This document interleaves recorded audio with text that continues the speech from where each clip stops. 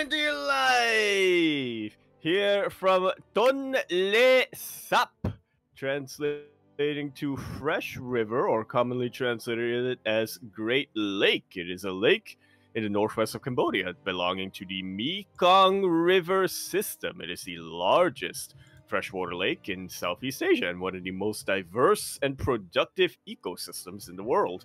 We're in today with episode number 24. Four of the PondCast. A little bit lighter this week, but that's relative. That's relative to the previous couple of weeks where we had a lot going on. This time, we only have a lot going on, as opposed to a lot. I am, of course, the host Yaku of the Zaku. With me today is El Anciano Caminante que escucho sobre el limer. And as always, we are being produced by Producent Zup Kitore Robbie Petle dos Loop de Loop. How you doing? What's up, Yaku? What's up? It's great to be here. Great to be back once again for another PondCast, as you did mention. This week we don't have any PTR balance notes to go over or anything crazy like that, so it should be a bit of a lighter episode, as you mentioned, but still a lot has been going on this week. There's still a lot to go over, and we're here to bring it all to you here and now. That we are, and we're going to be starting with something that we actually missed last week, or missed is the wrong word to use because this actually did happen this week, but something that we didn't have last week. Roster change. True. Yeah, we haven't had a roster change in quite some time. There is only one this week, and it is a bit of a bittersweet one here, as Gumiho has announced that he has left Team Cloud9. Indeed. One of the... Yeah, honestly, it was something that I think we should have been expecting, but one that came as a little bit more of a surprise to me, just because my timeline might be a little bit messed up here, but C9, I felt, was pretty much the first team to come up with this whole idea of, we're going to pick up just one StarCraft player so we get our bounty at EWC. They did that, they picked up Gumiho long before Na'Vi or Virtus Pro did, if I remember correctly, and yeah, the fact that it wasn't part of the announcements, of the wave of announcements with Na'Vi dropping Spirit or with Virtus Pro dropping Estrella, I was half expecting Cloud9 to just stick to it to the end, but I guess it didn't really make a lot of sense for them in the long run economically, so... Yeah, I mean, as you mentioned, like Cloud9 was the first of the big teams to step into the ring and to sign a player. It wasn't just that, but if you remember, they even signed Gumiho well ahead of time of EWC, and they were able to support him. I think they signed him like a couple of days before his GSL finals. Like, it was really close, I believe. Yeah. Like a year in advance. Over a year in advance. He was on Cloud9 when he played in DreamHack. Was it Jönköping? I think it was in 2023. I think so. But yeah. Again, they supported him for quite some time. I think it was the first DreamHack this year. Where they did support him.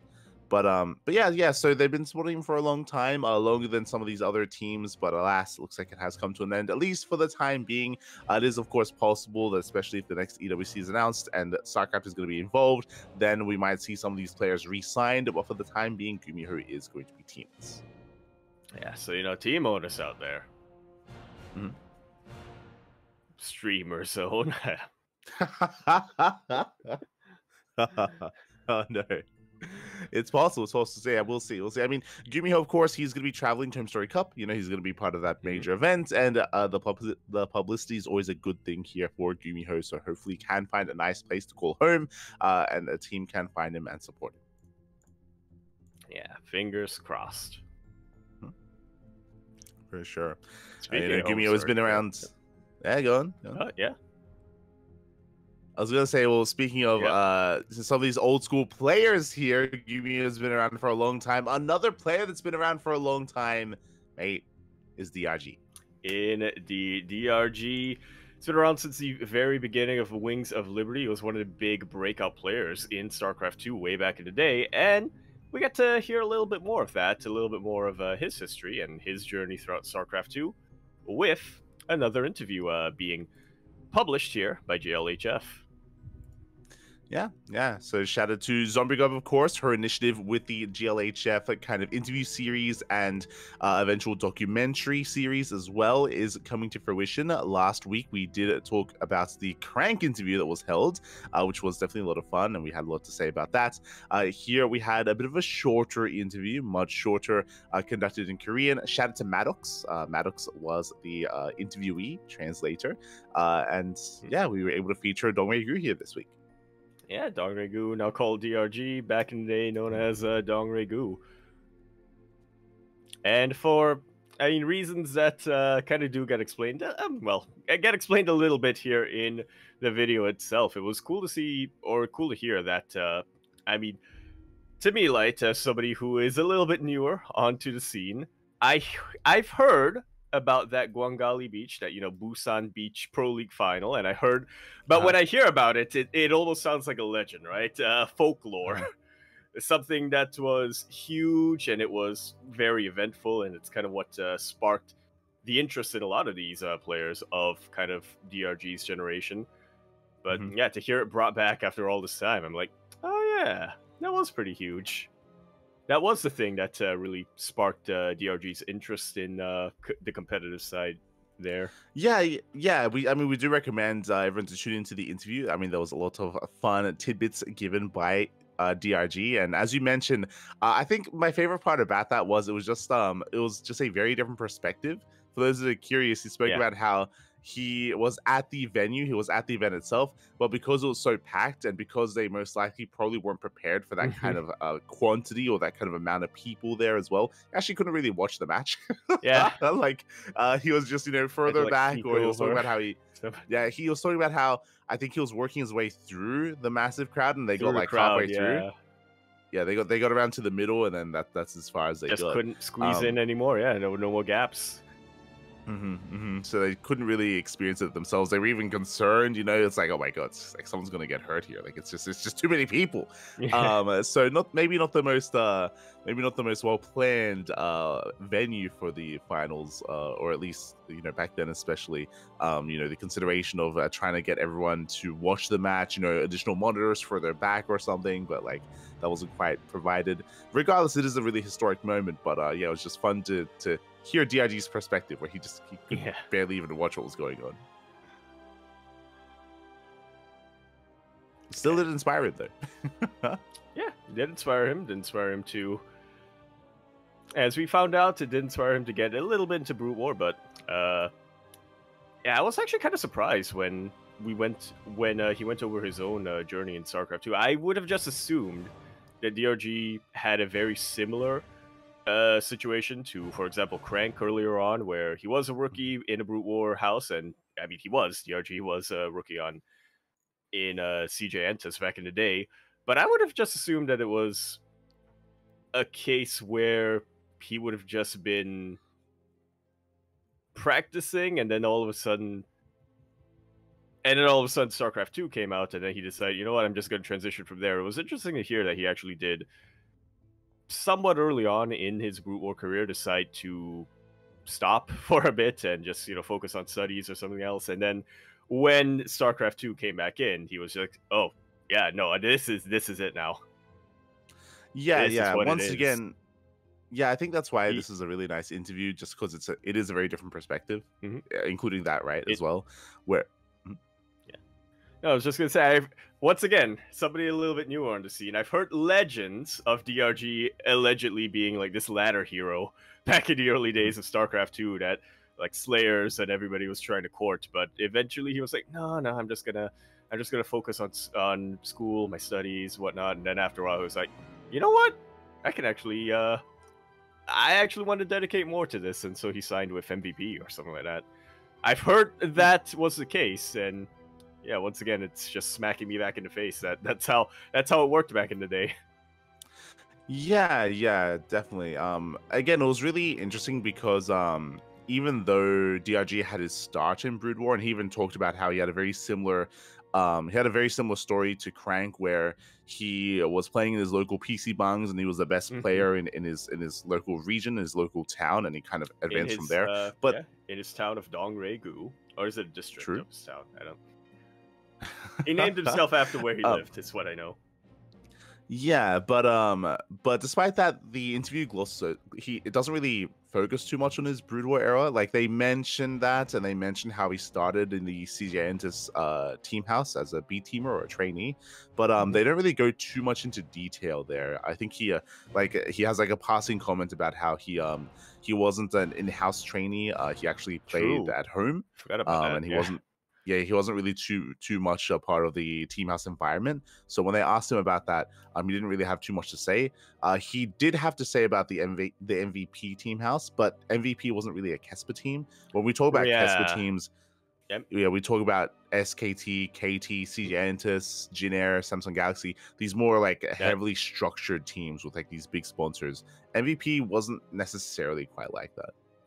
Yeah, that's another thing that I gleamed when I first watched it, and I'm glad you brought it up because it reminds me of it again. These were MVP was an ESF team, which was the Mm. Esports Federation. It wasn't like an official association. It wasn't like an official organization that was signed or that was regulated by the government, like the way KESPA was. It was more of just, I don't know, as the name implies, it was just a federation of these other teams who were Mm. more private entities that were, it felt like, based on DRG's comments, they were like trying to emulate the Kespa style, but didn't really know how to how to really get a very strong and solid structure, which honestly might have been for the best. I mean, even Kespa, after like towards the end of their tenure during StarCraft 2, like during early Legacy of the Void, I think Dark kind of went into it a little bit, and Innovation also in other interviews, they mentioned that, oh yeah, by the end of Heart of Swarm or something like that, I think they realized that, you know, these other teams, these ESF teams, that they aren't so heavily regimented, they aren't super strict on everything, their players still get really good results, and so Caspar decided to loosen up a little bit, but unfortunately that was, that only lasted for like a year or two when, yeah, they disbanded the StarCraft division, the StarCraft 2 division. Yeah. Yeah, exactly. Like again, MVP, a lot of it probably had to do with funding as well, right? It's like they didn't have that kind of big sponsor to provide for the team as much as the other teams. So they had a more free, a more lax kind of environment. We have heard that as well from No Regret. No Regret was also an MVP, and he also True, kind of yeah. elaborated on his experience in the team house with their interview series. I was gonna say not too long ago, but I guess, you know, this is well back in like 2018-ish, 2017 kind of era of StarCraft with those vlogs and stuff like that. So yeah, it was really cool to hear from that kind of area once again. It did feel like this interview was a lot more focused around his entry into SC2 and the more Wings of Liberty into Heart of the Swarm era. Again, they kind of glossed over the Brood War, and they barely even touch on the Legacy. The Legacy of the Void specifically. So it's very kind of like, you know, Heart of the Swarm, Wings of Liberty, like focused. Yeah, I mean, it kind of makes sense, right? I mean, that's when DRG was kind of at his peak, or kind of. I don't want to say at his peak, but yeah, that's just results-wise. He was winning championship after championship in Wings of Liberty, and he was still very competitive in Heart of Swarm. But then he decided to go into the military early, and only returned to Legacy of the Void. I say recent. It's not that recent. It's been a couple of years. Yeah, I think it was like 2018 or 2019, and he was able to get back in form. He's still a very competitive player over in Korea, but yeah, he's not, you know, winning championships the way he was back in the day.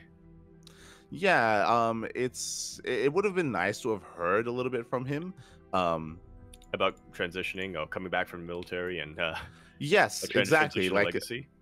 Yeah, because like he, as you said, like he is still a very active player in Legacy of the Void, and he's had his own successes in Legacy of the Void as well. Because he's a bit of an older competitor, it would have been nice to have heard from his perspective. So I do think there still would have been value in asking him about, you know, the more current, more recent news or era of StarCraft. I know that this is meant to be, you know, more of a like historic, like kind of chronicling of StarCraft, but I mean, that, like in saying that, Legacy was like what, 2016. Like it's almost been 10 years. Like I feel like there's still a long stretch of time there, you know. Like there's like that's still there's still people that are join, especially there's still people that join and that have been watching more recently, especially since the COVID era, like 2020. That's when actually we got like a big wave of like new viewers and even new players as well. So pre-COVID era of StarCraft, I feel like there's like value in like in talking about that. My brain jumped from my body when you mentioned that 2016 was 8 years ago. I'm like, oh man, but yeah, I think you're right. The pre-COVID era, it's not just the pre-COVID era of StarCraft 2 of Legacy of the Void, but it's also the pre-ESL era of Legacy of the Void, where obviously things were a lot different back then. The structure of competitive play, you know, we still had region locking back then, or we had a different take on region locking prior to the ESL era. So yeah, Legacy of the Void, it's old enough now to start playing Pokemon games, technically, according to ESRB, and yeah, some of the early days of Legacy would be worth going through, because it was a very different environment back then. I mean, back then, Ravens didn't have Interference Matrix. We didn't have shield batteries. The Mothership core still existed back then. Yeah, like it was a very different meta, very different kind of StarCraft. So again, I still feel like there would have been some value there in talking to him about it. That may also be why the interview is a little bit shorter. It is a shorter interview, but regardless, it was still really nice to have heard from him in regards to that more, you know, that more Wings of Liberty and Heart of the Swarm era of StarCraft. But that's probably my one big criticism here of this interview, is that we could have asked him some more. We could have, you know, gone in, but regardless, it was still good for what it was. And I do recommend people tuning in, especially for those that are curious about that era or fans of DRG and even just fans of StarCraft. Do recommend. Yeah, it's an interesting transition between Brute War into Wings of Liberty. For sure. With that, we have our last and final remaining invites. I think we already had some of these last week, but it's all good. We have the... Apparently, Take TV Lita just tweeted out that there's more. Oh. Here we go. Literally just tweeted out. Okay, we were assuming that it was going to be 24 players, but nope, we're expanding it, and I'm here for it. Yeah. If you remember, we were a little bit sad because we were discussing. We're like, oh, you know, who's gonna be next, and then it dawned on us as we checked the Wikipedia page, where it's like, oh, they already have 24 players. I guess. Yeah. I guess that's it. But no, yeah, either that was an error when it got inputted into Wikipedia, or if it was just David decided to expand it. But yeah, it looks like we're gonna be getting more than 24 players, potentially 32. We'll see. We're at 27 right now, and the 3 added players that we've got here, well, we're about to go over them.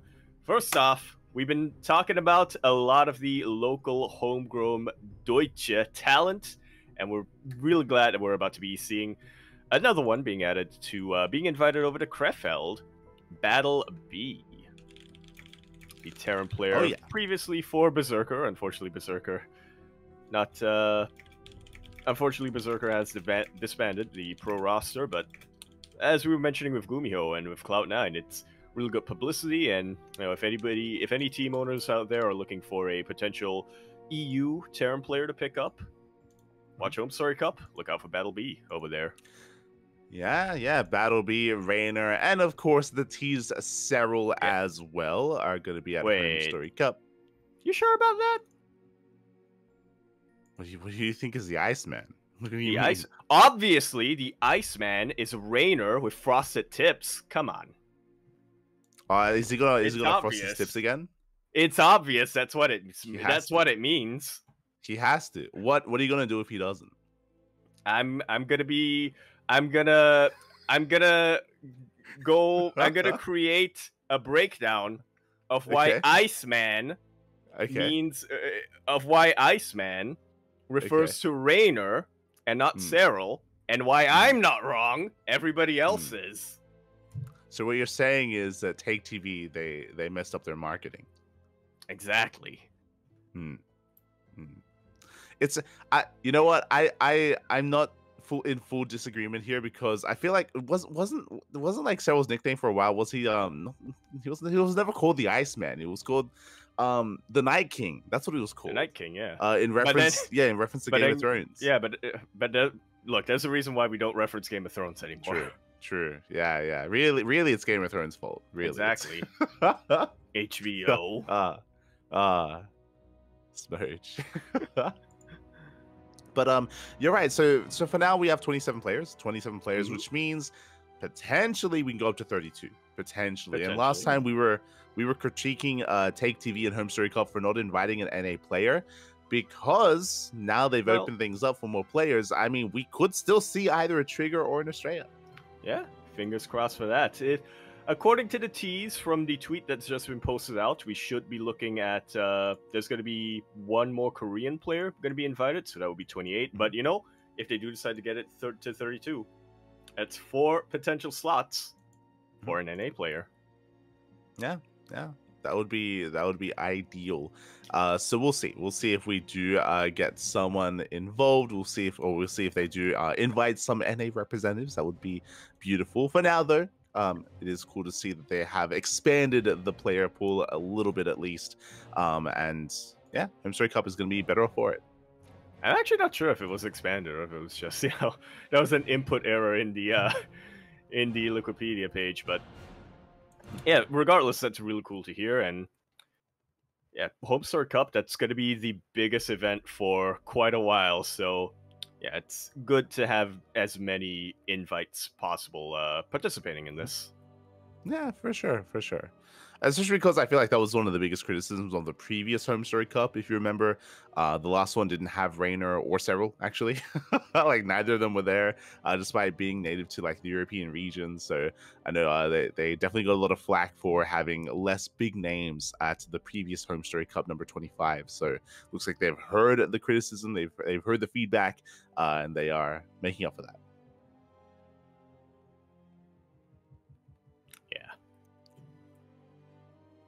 And I mean, it makes sense as well. I think, I mean, I don't know what was going on with Rainer and Cyril previously, but I think in the case of Rainer, I could be misremembering. It was from his video that he posted a while ago, where it was like, you know, what's been going on with me this year, update on myself. I think he didn't mention that he just wanted to focus more on just practicing for EWC at the time. Obviously, it's the previous Home Story Cup was when we still had we were still in the competitive season, but yeah, now it's the off season, so it's great to see. It's great to see that Rainer and Cyril are going to be participating as well as a lot of the. I mean, this is maybe a first, but this is a lot of homegrown German talent as well coming in. Oh yeah, from Battle B to, I mean, Lambo and Showtime. We usually expect Moja, them, like Moja, yeah, for Jumi. I would say Hero Marine, but Hero Marine, I mean, he's an institution at Home Story Cup at this point. If he doesn't go, everybody starves. I mean, if we're getting up to 32 players, I feel like one of these players, it has to be Scandicane, right? Potentially, yeah. Yeah. I wouldn't be surprised if they extend an invite to him, but yeah, we'll see if it's on a Scandicane to accept, really. Mm-hmm. Yeah, I hope so. Do hope so. With that, though, also I should emphasize as well that Home Story Cup is right around the corner, and I don't think we have full confirmation yet on whether. Yeah, I don't think we have full confirmation yet on whether it is going to be played out on the PTR or whether or not the new patch comes out in time for Home Story Cup. So personally, if the new patch isn't live at the time, I would prefer it to be on the PTR and the new maps, but we'll see what happens when it comes to on new maps, as far as I know. What about the PTR though? The PTR as well. That's what I mean. Like, as far as I know, they're supposed to play on the new patch, but we'll see. Okay. We'll see. So yeah, that's what I prefer. Especially because one of the big criticisms that has been vocalized most recently is the lack of Zerg representation in these PTR tournaments. We've spoken about it ourselves as well, but basically because Rainer and Cyril haven't been playing in anything, there has been. It's not just Rainer and Cyril. I should extend that. Rainer, Cyril, Lambo, and a Laser. A lot of the top European Zerg players have not been competing in a lot of these PTR events. Because of that, there has been kind of less data actually gathered, and we've seen less. Again, just less of the Zerg changes in these online events because they're not playing, they're not competing. Yeah, this finally will get our answers. That's why they had to invite Cyril and Rainer, really. True. Because they knew they had to invite him, not just for the fans, not just for the competitiveness, not just for the matches. No, it's because they knew they had to do a service for the balance to finally see what the Zerg changes look like at the top level. Yeah, exactly. So it's just the quantity of high-level Zerg games has been very low over the past 2 months when it comes to these PTR tournaments. So great to see them coming back here. And yeah, that's what I'm most going to be looking forward to when it comes to Home Story Cup. Yeah. As usual, you and I are very different people, right? I'm mostly looking forward to the memes that'll come out from it. Oh yeah. The pizza memes. Pizza. Also, I'm content saying this as well. Last time for Home Story Cup 25, we were the B stream for Home Story Cup, and coming into Home Story Cup 26, there is a pretty good chance we're going to be the B stream there once again. So look forward to it. If you want to tune into some Home Story Cup action, then the CranKy Ducklings is going to be the place to be. Potentially, maybe. We'll see. As from there, we can get into some of our events here. Get into our amateur event. Up next, we have the Master Swan Open number 87, our monthly Bronze to 4.7K MMR tournament. Indeed, we do. One that had quite a few new faces coming in. It was great to see. I believe Wook competed for the first time. Fun fact, he is a patron. I believe he does support us in other ways. So it's great to see him come into the ring here and have a very strong performance, making it all the way to the finals. Shout out to Zigger, who is actually Samir Duran, did go into a name change. So he is not an unfamiliar face. Have seen him before, and he does take another win. I fell for the Ratata trap trick. Oh no. Illusion. You're ratted. Aye. So congratulations to Zigger, aka Samir Duran. It was a very intense series, though. We saw that not just in the finals, but even in the upper bracket finals as well, did go to the ace match against the Australian Terran player in Wok. So very competitive between the two of them. Very competitive. Yeah, very, very close series. Both times going down. Mm-hmm. And we'll see. You know. And I just want to highlight that if you look at the lower bracket final, it was Wok versus Captain Fish, and Wok took the victory there. But I just want to highlight, after that series, Captain Fish was like saying to Wok, "Please, you gotta beat him this time. Do it for the Terran boys." There's that. Actually, he said the Terran High Command demands it. That's the quote. Yeah. Yeah, really nice to see the camaraderie. You know, they might be separated by oceans, by seas. You know, they might be in other parts of the world, but the Terran unites them. Exactly. We might be divided by distance, but united by ape. Smooch. That was Smooch. There we go. Yeah. There you go. Beautiful. It's a power thing. It's a powerful thing. It's powerful. Yeah. True. Together strong. As up next, we had finally the conclusion of PassionCraft. PassionCraft Season 17 is an event that we've been covering since the inception of PondCast this year, going through all the groups week after week after week after week. It has been a long time coming. Finally, it has concluded, and we have, last week we actually wrapped up the group stage. This week we wrap up the playoffs. Yeah, we had some we had some predictions coming into this based on our own knowledge, and yeah, they did not quite come to fruition over here. I mean, kind of. If you remember, we predicted Inexorable to do well and Dronehard. Those are the two that we assumed would make it to the finals. And Dronehard, he did make it all the way to that final series against not Inexorable, but Flexi. As Flexi took down Heavenly, took down Ryojin, took down Inexorable. It was not an easy run there for Flexi, but he does pop off and he does barely win PassionCraft. Yeah, very nicely done here from our Polish Terran player, which in hindsight kind of makes sense. I mean, they did go undefeated in their group, so yeah, they were definitely coming into this as a very big name. But yeah, regardless, I mean, it was a tough side of the bracket, just going off of all those all those ace matches that were played out. Yeah, a lot of ace matches there. So very intense kind of matches, as you did mention. Likewise, Droneheart also making it through his side of the bracket as well. Again, he was coming in as more of a notable player that we did recognize, but definitely there was some tough competition there. Great to see that the random player took Droneheart to the ace match in Kinpatch, and likewise PSZ also did threaten Droneheart as well. But yeah, congratulations to Flexi for being our new PassionCraft champion. Here we go. He is the passion. He is. Fruit. Is that his new title? Yeah, the passion. Fruit. What's another noun that can go with passion? There are none. It's passion fruit and nothing else. Passion bird? That doesn't exist. Exactly. Passion Terran? No. So Poland, yeah, congratulations. Passion Poland. Polish passion. Okay, there you go.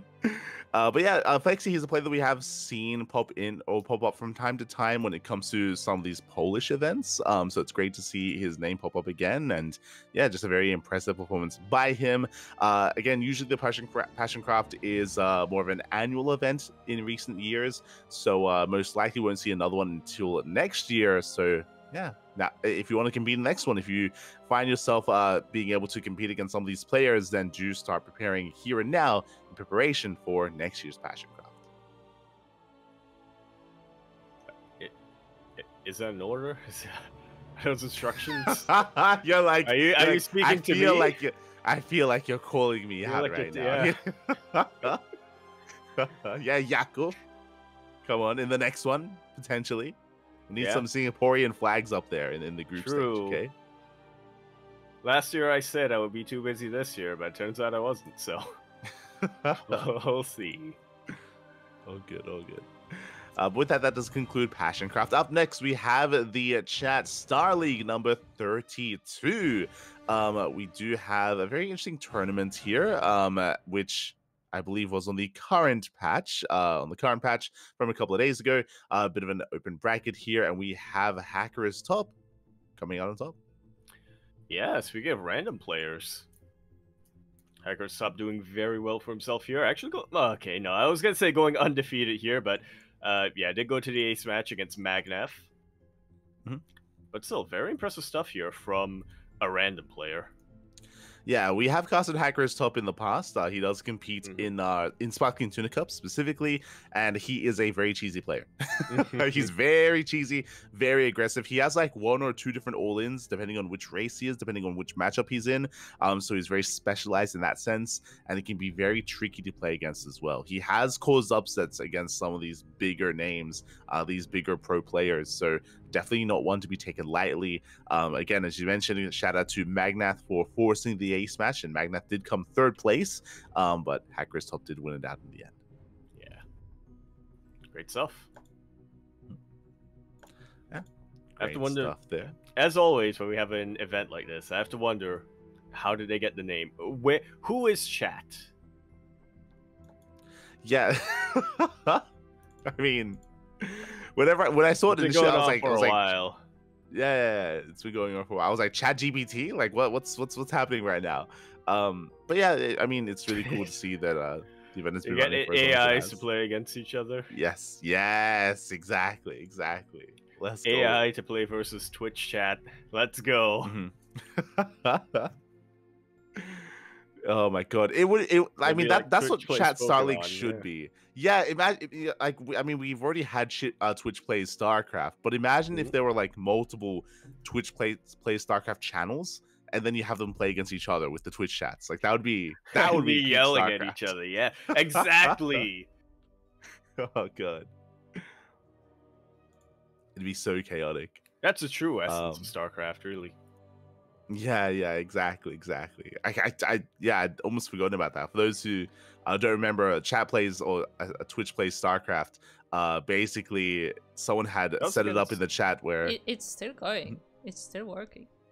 There you go. It's still There we going. go. But basically, the chat inputs commands. They all just like spit, like just like how Twitch plays Pokemon. They spam commands as for what the AI would do, Yeah. and That it does its best to. There was follow once, the chat. there was once, if I remember correctly, there was once they decided to try to do Twitch plays StarCraft versus Hyperstar. That did not last long. Oh no. But yeah, that was definitely an era where that was the thing to do, the Twitch plays era. But up next, we do have the Little Mac Master League number 8. Shout out to Little Mac, of course. He has been hosting events for a long time, not just this event, but many others as well. And this is a tournament that is restricted to players of 5.2k MMR and below. Yeah, and so as a result, we do see a couple of familiar faces here, but like you said, it's mostly from that semi-pro and that amateur level. Our finals was a bit of a rematch, though, from the first round of PassionCraft, Inexorable versus Gunner. Yeah, that's really cool to see that the Gunner and Inexorable, this time in a best of 7, was much more competitive as well. We glossed over it, but Inexorable did 3-0 Gunner in PassionCraft. But here, Gunner, he does put up a stronger showing here against Inexorable. Yeah, Inexorable still comes out ahead, but like you said, was able to put up quite a fight here. Yeah, really cool to see him face off again. Shout out to Jay for getting 3rd place. Gref got up to top 4 as well. Again, these are names that we do recognize, as you mentioned, kind of like semi-pro or more amateur level of StarCraft. Kind of these players that are looking to break out into the more upper echelons of the StarCraft scene. So yeah, this is why we do always appreciate players like Little Mac, who is kind of supporting this this kind of range of play. Yeah. We've seen it happen in the past. We've seen amateurs, because they compete in a lot of online events, they end up eventually going pro. Yeah, exactly. So definitely a lot of potential with all of these players. And Inexorable is one to keep an eye out for. Definitely. As up next, we have the FSL, the Family Star League Season 8. We are almost done with the group stage. I mean, I say that we did have Week 9 wrap up, and we have, for the most part, locked in our top players. There is still a Week 10 to be played out. That is going to be tomorrow, actually. Yeah, tomorrow, one final match in this group stage between Pull the Boys and Rage's Raiders. And I think we mentioned this last time during the FSL. We already have mathematically locked in which groups are making it to the playoffs. So this final match is just going to be to determine seeding and to determine what order our playoffs, who faces whomst in the first round of the playoffs. Yeah, and a shout out to Cheesy Nachos, because we were, I mean, if you remember last time, there was still like potentially a way for them to make it through. In the end, they did not quite win their series. But if you do have a look at the series here of Week 9, they went up against the Angry Space Hares, which is the number 1 seed of the group. They went undefeated. Despite that, went all the way to the ace match. It was a very close series between Cheesy Nachos and Angry Space Hares. It went down to Veils versus Freedom. Veils did win. And that tells me that he has since been fired from Psystorm Gaming. True. Has to give it up now, yeah. As he defeated his boss. Oh, no. No. Oh. Not like this.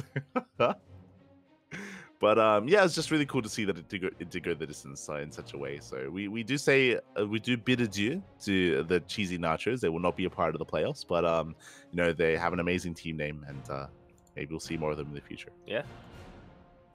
And we have to, right? That's the boss's team, so. True. Oh, no. But yeah, after tomorrow, that's going to be kind of settling in the group stage. Then we're going to be seeing the playoff bracket play out. It will be played out over the next couple of weeks. So yeah, we'll keep you guys updated. Yeah, we'll see you then.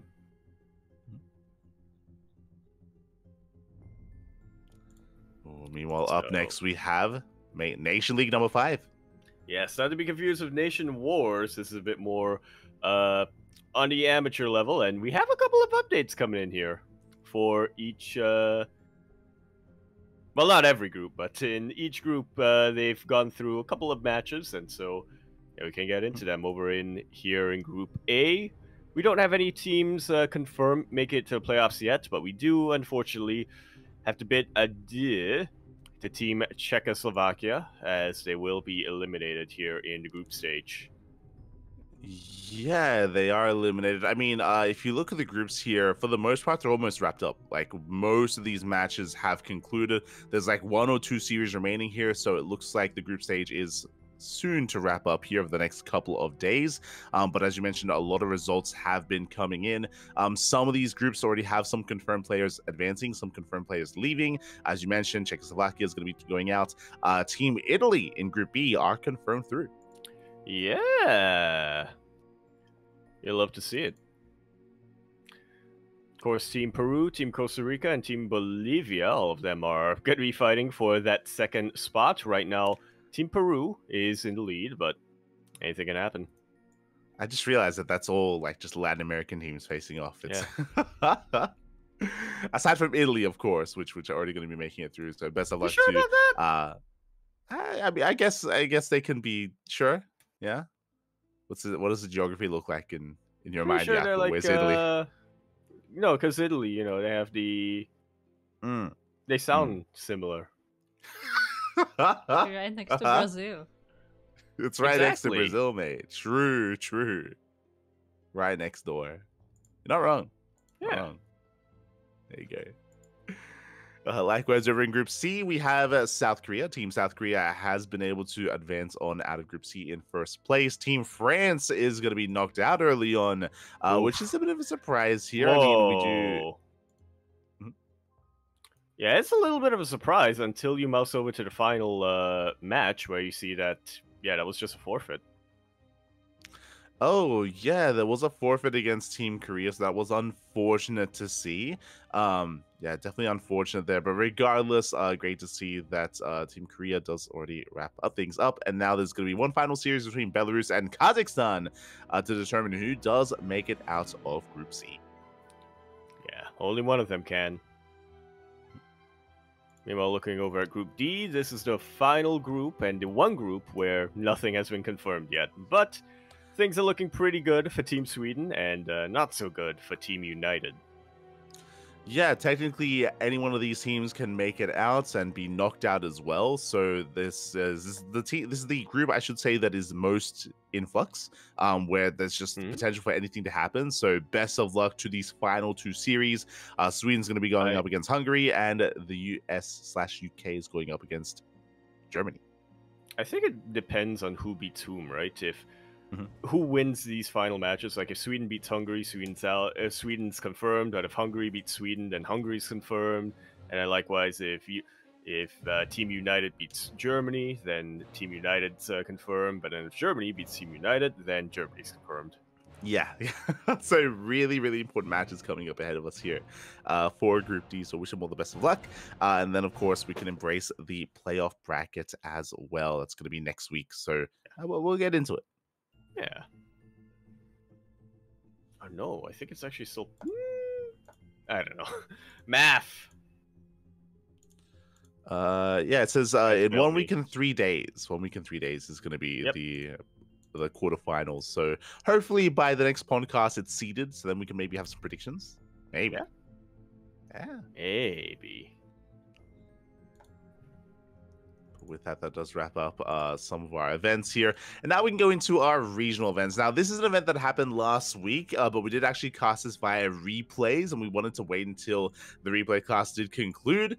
But up next, we have the Infolet League number 1. Oh, sorry, number 2. Number 2, yeah.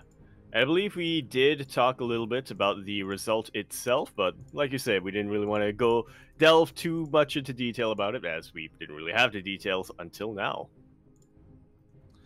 Yeah, exactly. And with that, we have our champions, Team Armati, if you will. Yeah. Arma FC. I remember that. Yeah. Arma FC, true. They are very big fans of Arma 3. Exactly. Big fans.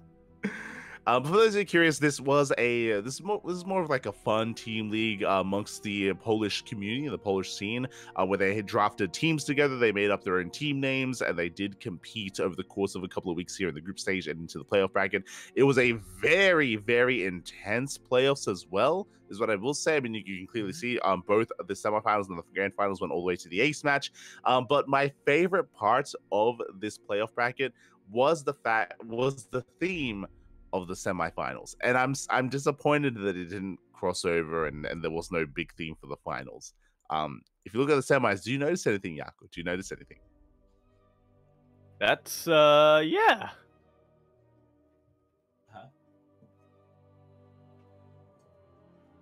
Well, if you look at the semifinals and if you look at the maps of the semi, those are early legacy maps. Red Set Station or Rad House, if you want. That wasn't early legacy. That was a few seasons ago, but still. Yeah, we're not using the current somewhat. We're not really using the current map pool. Yeah, it's not the current map pool, not at all. Not for I think for most of the events. But the theme of the semifinals is stations, train stations. Went from station to station to station to station. Habitation even station, the Proxima station. Yeah, that was the best one. Infestation as well. Yeah, it was really fun that they just went for that kind of route here. They took the Warsaw subways, literally. They did. They did. They did. And there no added like here. Yeah, no repeats. No repeats. I didn't realize just how many train stations there were in StarCraft, but mate, you can zoom. There's a lot of them. Mm-hmm. So yeah, it was just a nice little flavor on top of the semifinals. But that's what I did mean. There was like a theme with the maps that were used. Basically, some of these maps were even Heart of the Swarm maps as well. Just finding whatever. Yeah, just trying to find whatever station they could land on. When it came to the finals, less so. Like here, we had some more modern maps like Dynasty and Amphion. Even Tropical Sacrifice isn't from too long ago; it's from like a couple of years ago. So yeah, the final map pool was a little bit more modern, a little bit more current, but yeah, fun nonetheless. Yeah, I just reminded that Orbital Shipyard is not quite the same as Orbital Junkyard. Not quite. So next time they do host this event, I hope that they can find some more map themes that they can use. I don't know, like some tropical, a lot of tropical theme. Yeah. A lot of tropical maps. Exactly. How many maps have names that are not in English? You have Bagpipe. You've got what was a couple of seasons ago, and by a couple of seasons I mean like 2020, 2021, you had the demon map. It wasn't Mandala, it was like, what's it called? Jagannatha, that's what it was. There you go. I was like, what are you talking about? Okay, yeah, sure. Jagannatha. And then followed by Maganatha afterwards. True. It's sequel. Yeah. You also had Similac Rum. That's not English. Sure.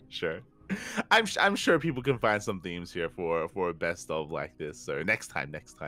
But regardless, congratulations to Team Armati again. It went down to the wire, of course. It was great to see some 2v2s in competitive play once again. It was great to see Cristiano and Geralt off racing as Terran and Zerg. That was also another fun thing to see. And yeah, just really intense and really close series overall. I was honestly, I'm not gonna lie, I was really shocked to see that the team featuring Art and Papi did not make it to the finals.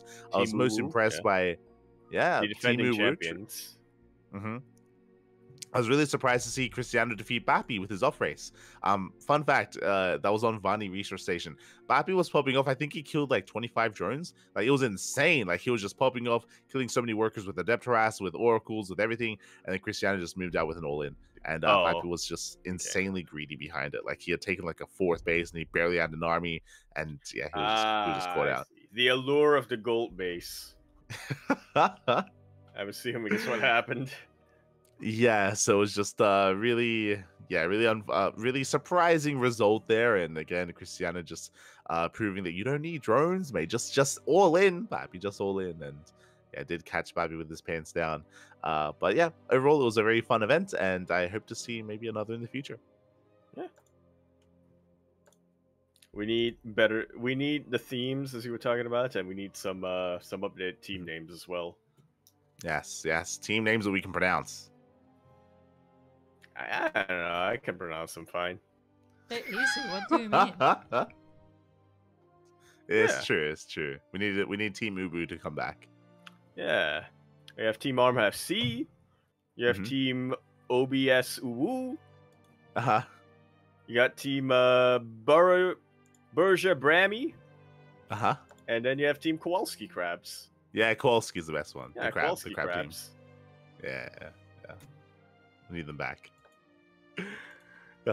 But speaking of crabs, we have the Chicken King Team League. Over the course of the past couple of weeks, we have been going over the group stage. We since concluded it not too long ago, and now we have updates when it comes to the playoff brackets. I think last time we actually weren't able to, we only just saw the initial matches facing off. There were no results coming in yet, but we have most of the playoff brackets already played out.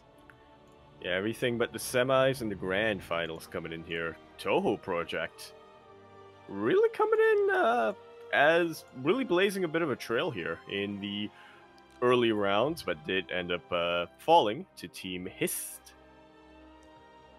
Yeah, just quickly going into round one here, it looks like the format of the finals is the WTL All-Kill format, where it's best of twos, and if you get a 2-0, you stay on, and if it's a 1-1, you knock each other out. So it looks like Toho Project, they fielded their one player, and he all-killed, basically. Crazy. Pretty much, but then we had the other Toho Project player in round two coming in with a reverse all-kill, almost. Yeah, we had almost a reverse all kill here as well.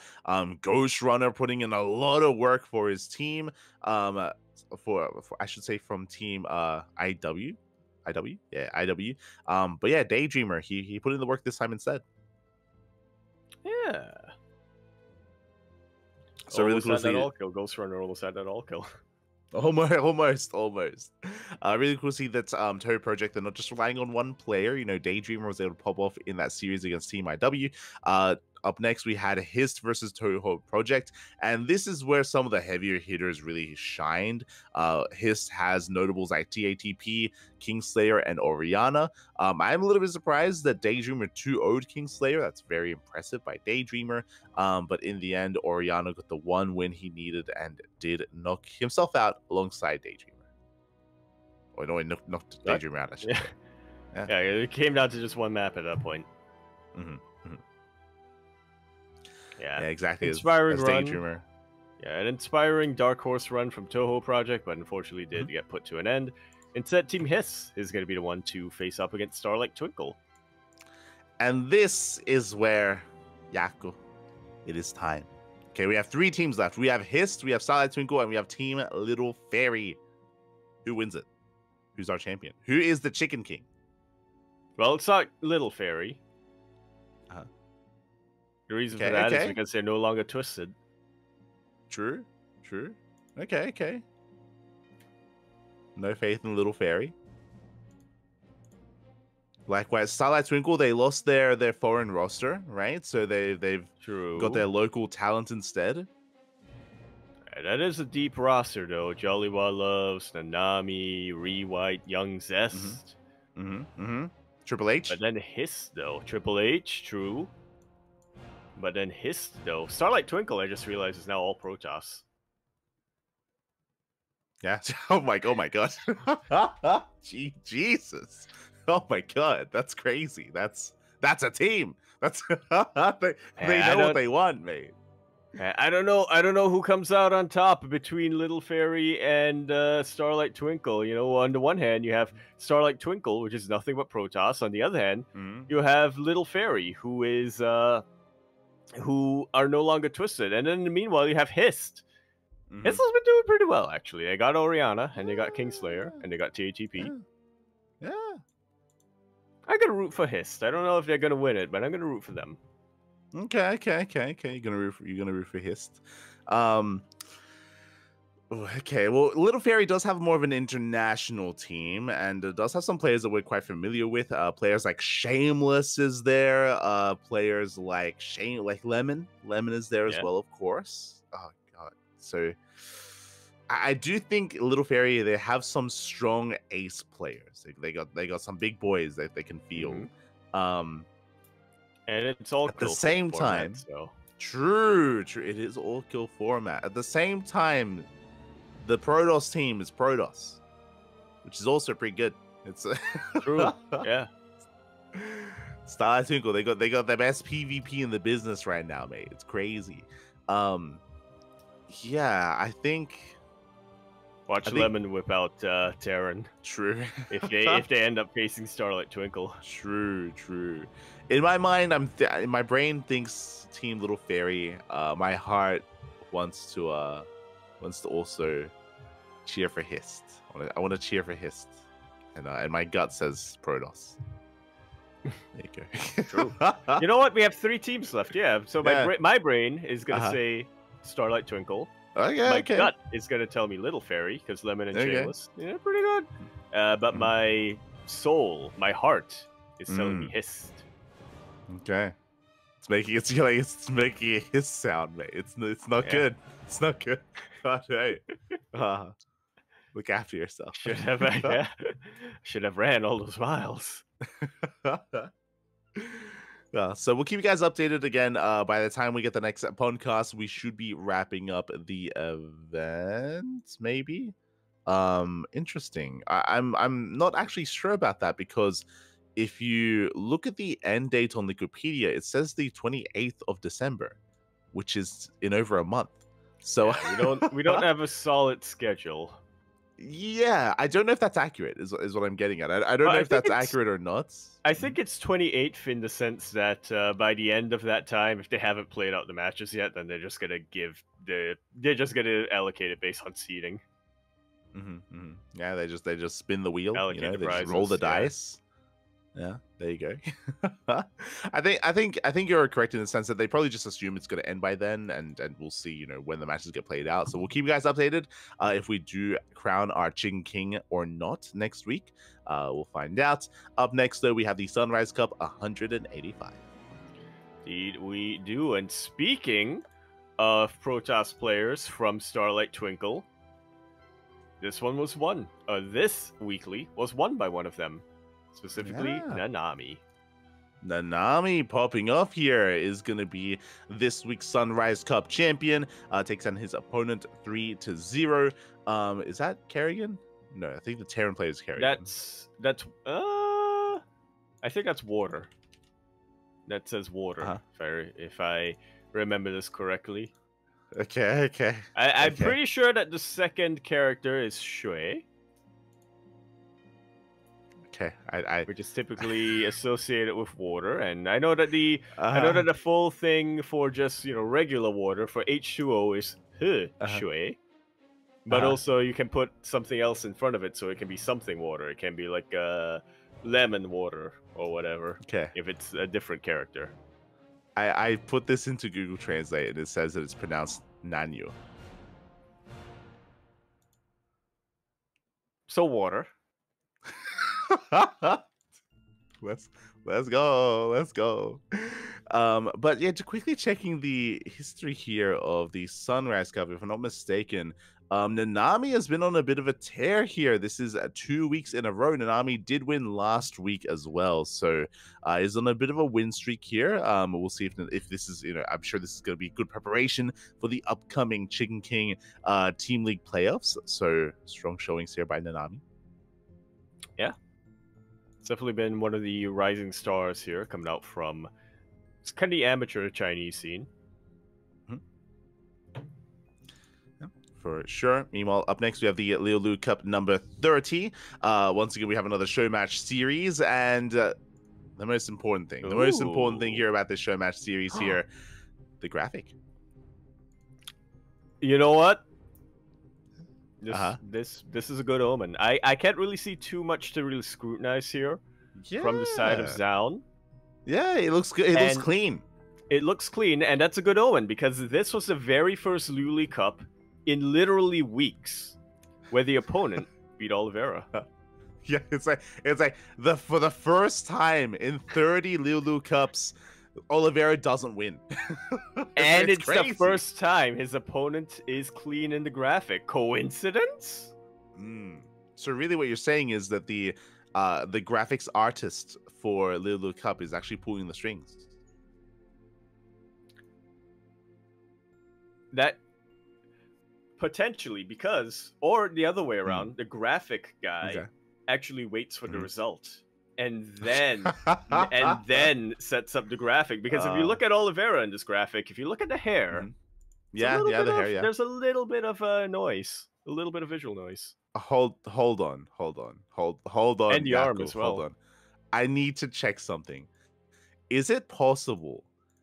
Is it possible that they redo Oliveira's graphic each week and they don't touch it up, or is it cut differently week after week? That's what I want to know. I'm pretty sure it is. It's like they have a library, right, of player pictures, and then they just crop it each time instead of having one cropped version. They have the same. Instead of having one saved crop and they just version. keep re-crop. Yeah.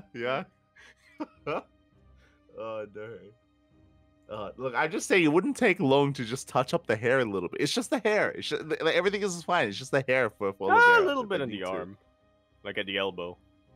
Yeah, a little bit. God damn it. But Zaun looking good in that old Avex jersey, and as you mentioned, Zaun takes out Oliveira 4-2. Very impressive. Yeah. Definitely earning his clean graphic, his clean crop this week. That's what it is. The challengers, they have to beat Oliveira to get a good crop, to get a good graphic. Exactly. Otherwise, the graphics man here, he'll do you dirty. Yeah. I support this. It's good motivation. Oh no. I support this from the graphic guy.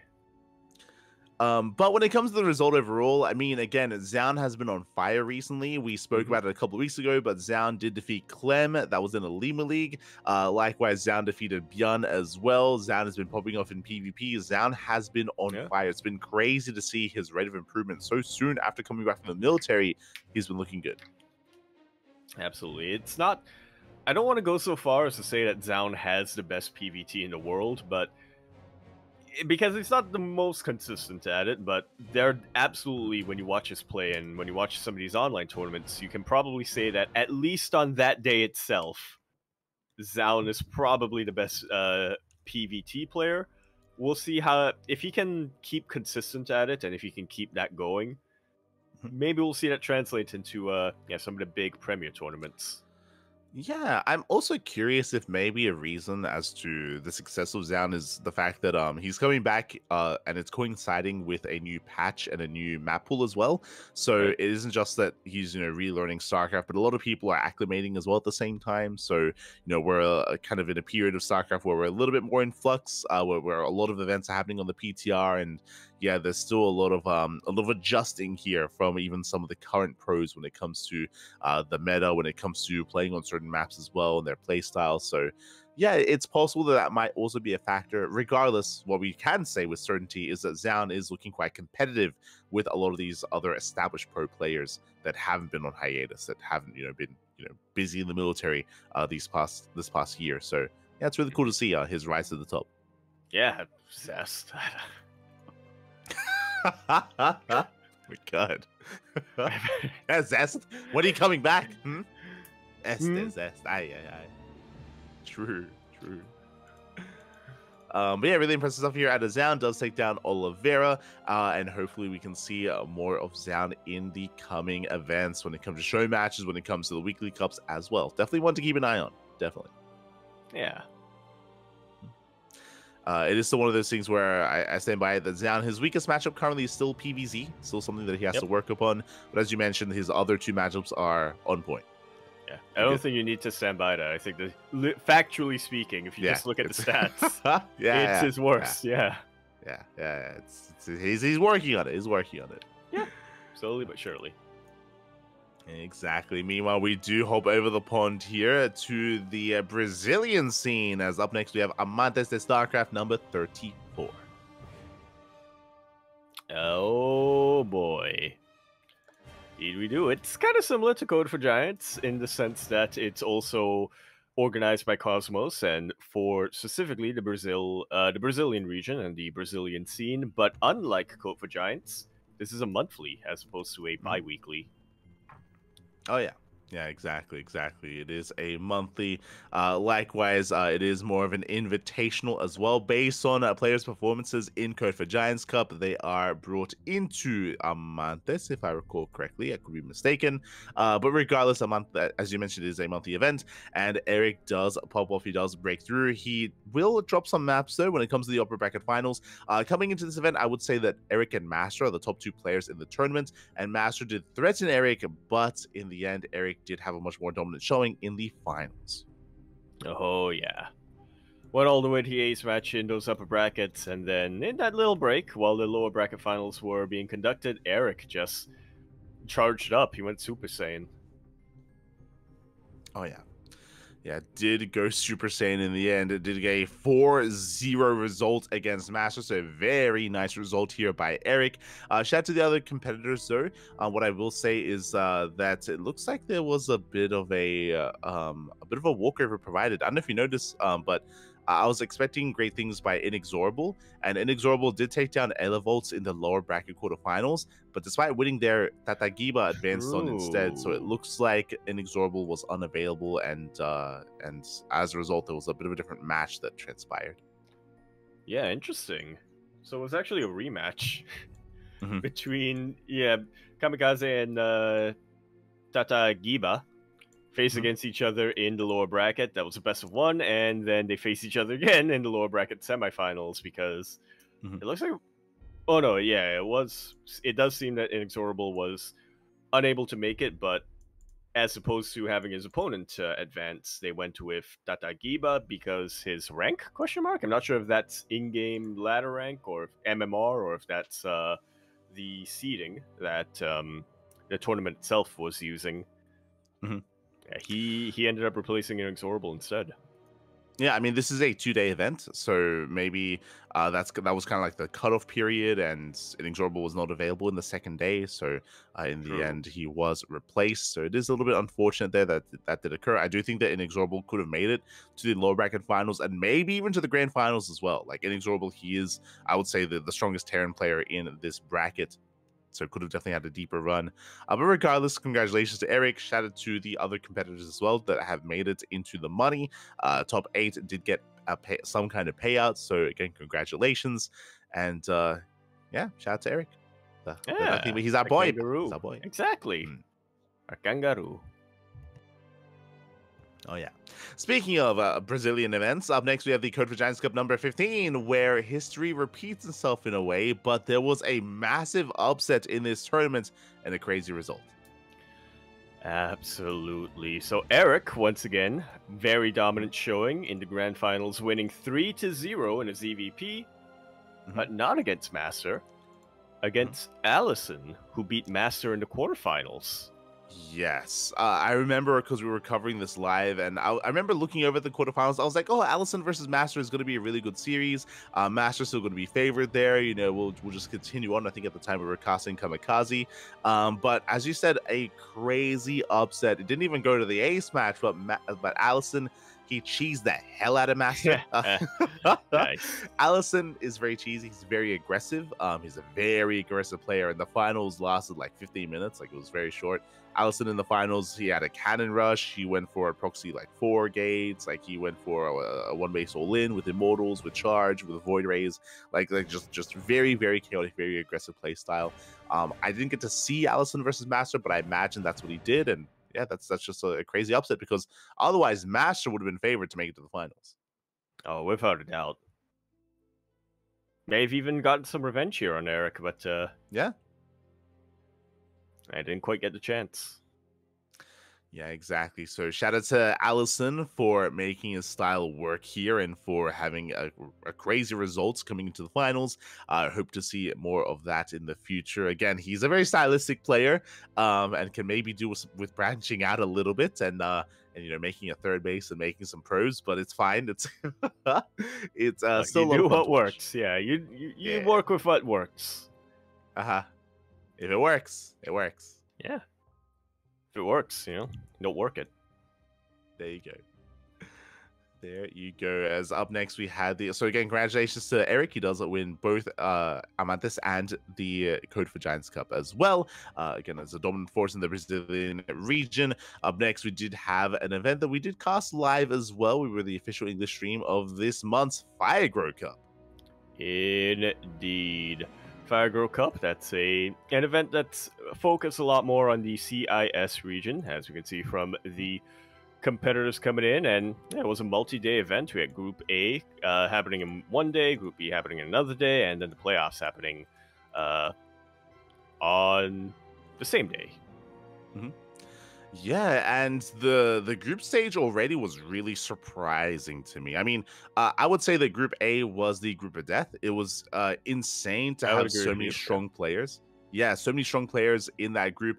And some of our regulars that we see do well in these online tournaments did not make it through the group stage. I'm referring to Nikic and Shameless.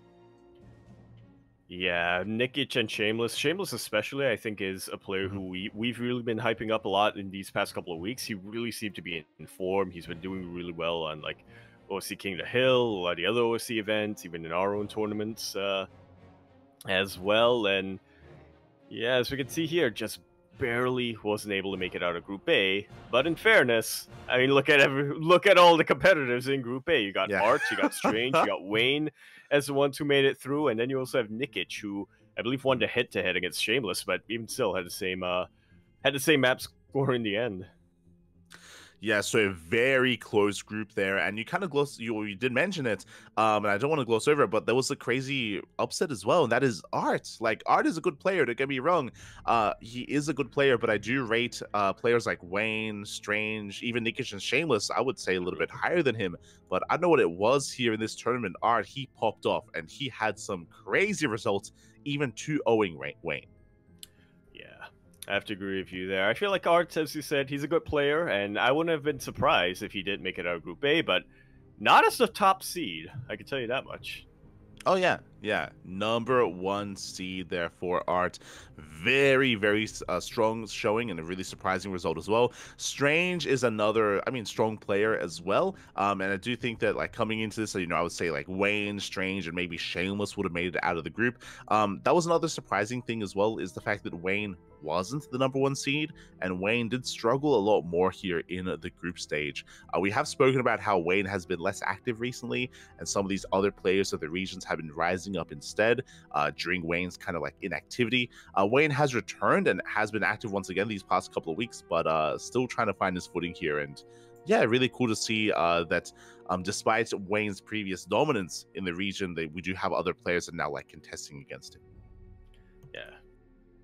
Kind of like the players in Group B, which was a little bit more clear-cut. I think not too many major surprises coming into this. Young Yakov, I would say honestly the biggest surprise is not Young Yakov making it out as a top seed, but Young Yakov going completely undefeated in almost this entire tournament. I mean, he completely undefeated in the group stage and almost completely undefeated in the playoffs. Yeah, when it comes to Group B, as you mentioned, this was a little bit more up in the air with who would make it through. As you mentioned, like Young Yakov, he was like the favorite player to come in first place. I would have said Young Yakov and Nikrekt were sure things, but as you can see here, like it was much more competitive amongst the other players here. Nikrekt did make it through, but just barely, and Replicants came out in second place. I was very shocked to see that. I was looking at maybe GG Machine or maybe Milky Cow, but yeah, Replicant really surprised me. Yeah, I have to agree with you there. I mean, I feel like Replicant is just a player who I'm not super familiar with. Milky Cow, I know he's not as super active nowadays as he was in the past, especially during the COVID era where he really started to pop off. So my eyes would have been a bit more on GG Machine. I feel like GG Machine has been very active these past couple of weeks, and It has definitely been getting into shape, but for Replicant to take the victory over here and even have a better score than Nicoract, that was pretty surprising to me. Oh yeah, yeah. Very surprising, very impressive stuff here by some of these players like Replicant, like Art. That does lead us into the playoff brackets, and this is where Wayne looked like the Wayne of old. You know, despite Wayne struggling in the group stage here, at least in the quarterfinals and semifinals. Yeah. This was Wayne looking like Vanya. There you go. There you go. Oh no. As the Chad Vanya comes back here in the playoffs again, 2-0's Replicant, 3-0's Art. On the other side of the bracket, I would say we had a bit of I would have actually favored Strange over Nicoract. That was going to be a very close series. Did go to the ace match. Nicoract comes out on top again, showing that I mean maybe right. The Protoss is just a little bit too. It's left some PTSD in me. Yeah. But yeah, Nicoract takes down Strange. Very nice result. And as you mentioned, Nicoract was also the only player to take a map off of Young Yakov. Yeah. He managed to make Young Yakov bleed, but unfortunately that cut, that wound, made him. All it did was make him angry. As he took the next 3 maps against Nicoract and then went on to 4-0 Wayne in the grand finals. Yeah, a very shocking result because I do think that Young Yakov has been in better form recently, but that is true. But to 4-0 Wayne, that is crazy. Oh my god. Yeah. We would have at least expected Wayne to take a map or 2. Yeah, or even go to the ace match, right? Even go all the way to game 7, or just have something more competitive here.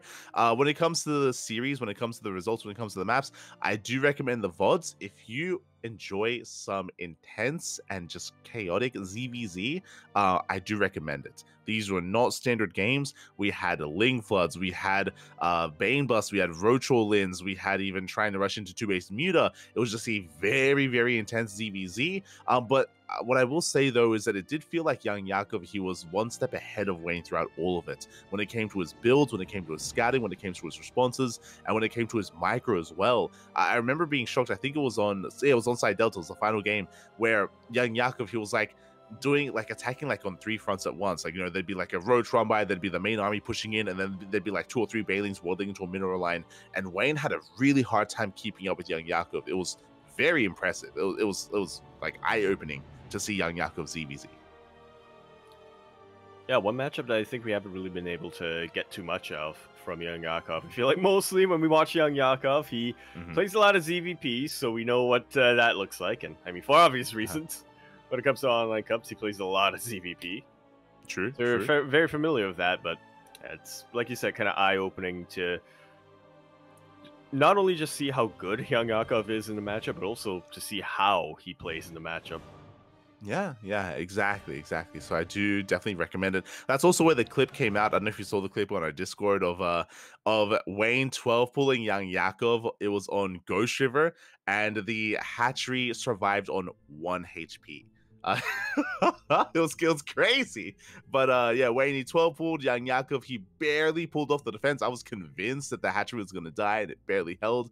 And then Young Yakov was able to counterattack from there. And it was the game afterwards on Alkione where Young Yakov 12 pulled Wayne. So like again, it was really intense, and yeah, really just really impressive stuff.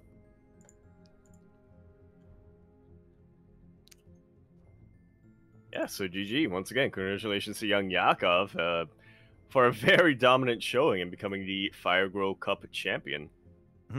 Oh yeah, for those that are curious, shout out to MindoVK. MindoVK is the organizer, the sponsor, the funder, the caster. He does everything for Firegrow Cup. It is kind of his his child, if you will, and he does put in a lot of work into it. So big shout out to MindoVK. I think we've spoken about it in the past when covering Firegrow Cup before on the podcast about how, you know, MindoVK has been focusing a little bit less on competing and more on organizing and casting and streaming. So it's been really cool to see that.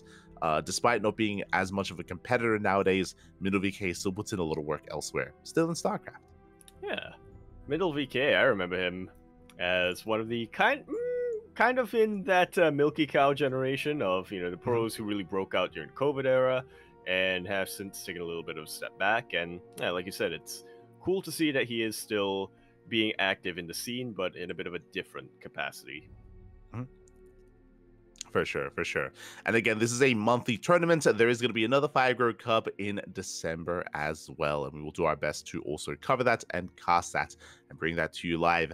As up next, we do have the Super Sevens show matches, number 19. Indeed, we do. A little bit of TVZ action coming out for you. This time between Bjorn and Rogue. Bjorn taking a pretty decisive 4-2 here over Rogue. Yeah, big win here for Bjorn. This time the graphics are looking solid. There's no, there's no scuffed graphics here between our players. Yeah. There's no big block of white from like the bad cropping or anything.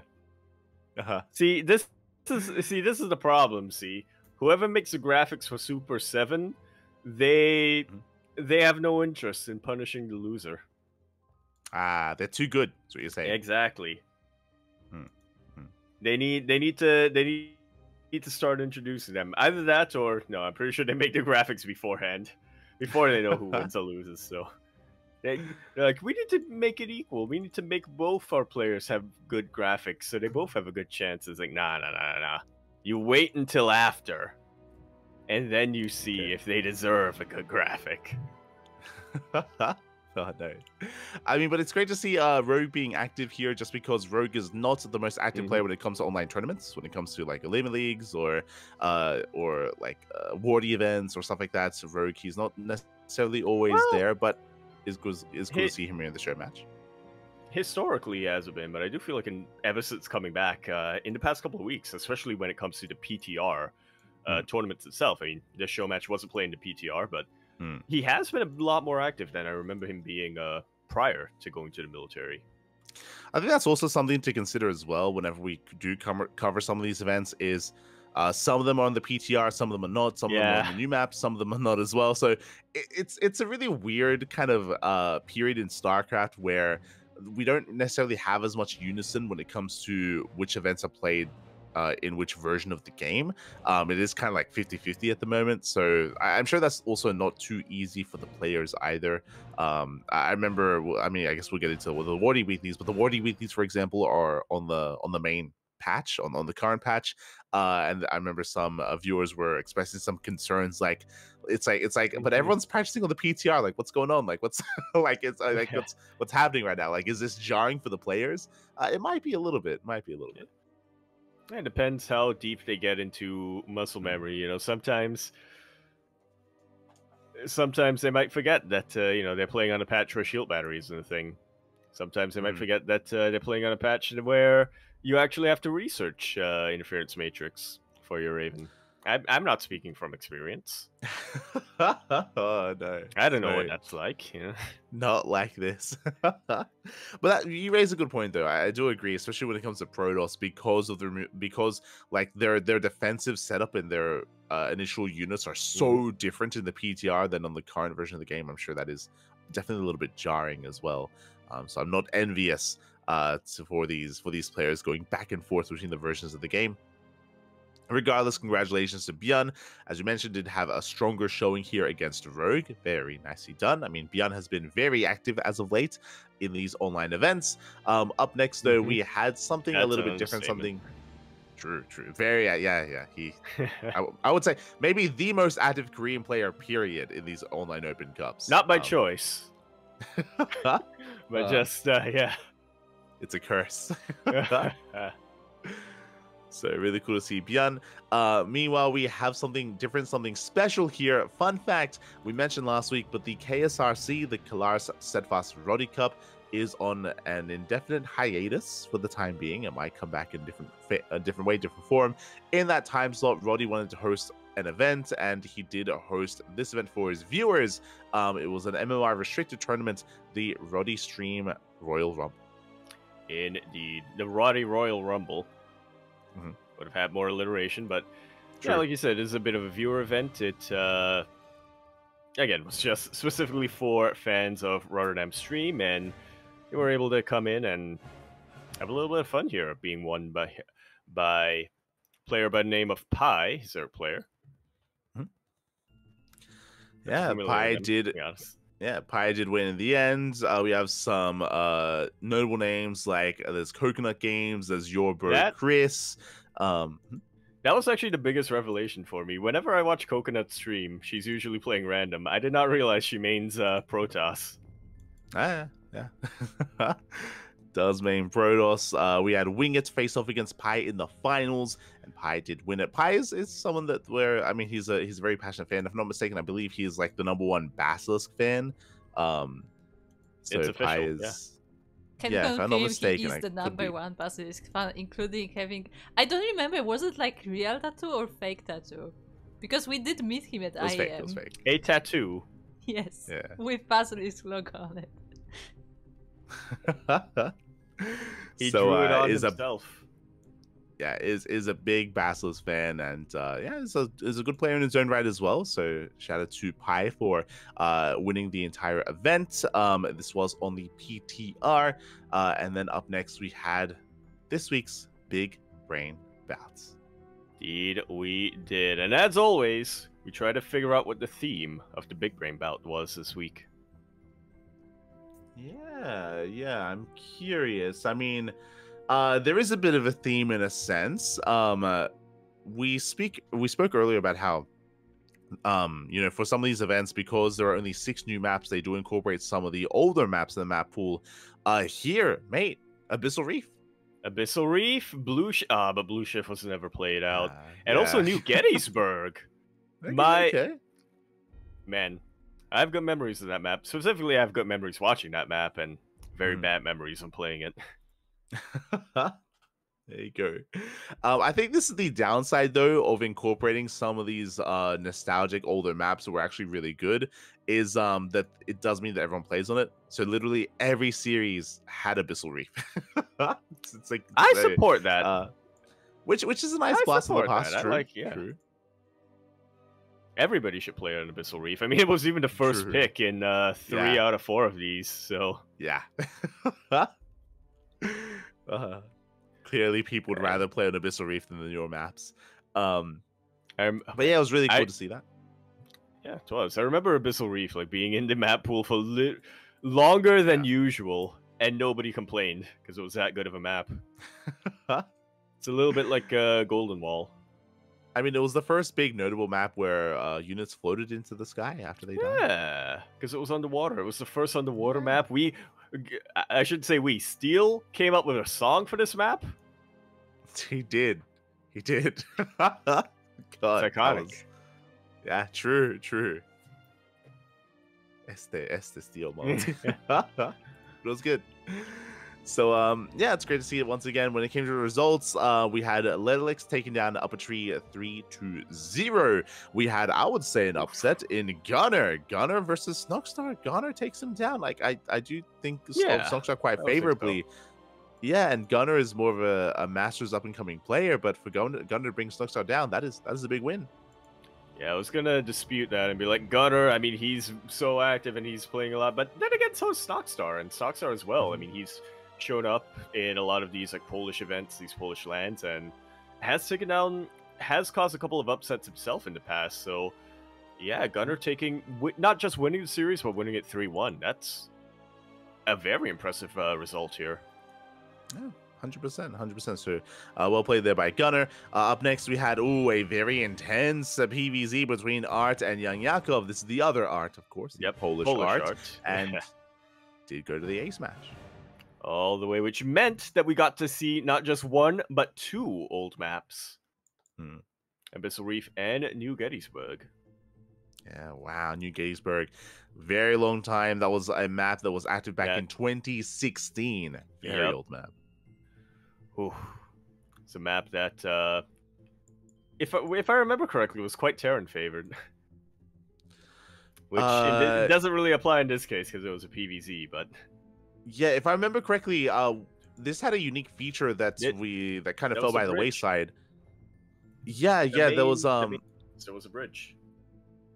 Yeah, there was the bridge. But another one is they're not side blockers, but air unit like blockers. Yeah. So basically there were islands. There were islands Yep. in between the two bases, but there was also like these walls that things Yep. units like overlords and stuff like that actually could not get through, if I remember correctly. So You are yeah, correct. There were only 2 small openings that you could actually go into those island bases. yeah, these air blockers that don't exist anymore. Like it was Yeah. something that they experimented with, and I think this was the one and only map. Maybe there was like one more after this that featured them, but yeah, it was something that just came and went, and we never really saw again. Yeah. And the idea that you could have like this terrain on the map that units could not fly through, whether it's overlords, whether it's medevacs as well. It also was a way to help balance out how short the map was. Rushes is by air because you know it was that much more Because it difficult was for a things like horizontal medevacs to spawn. get across the map. As opposed to diagonal. Yeah. Back when there were these crazy features on the maps, you know, and made them interesting. What happened? Where do they go? Where did it come from?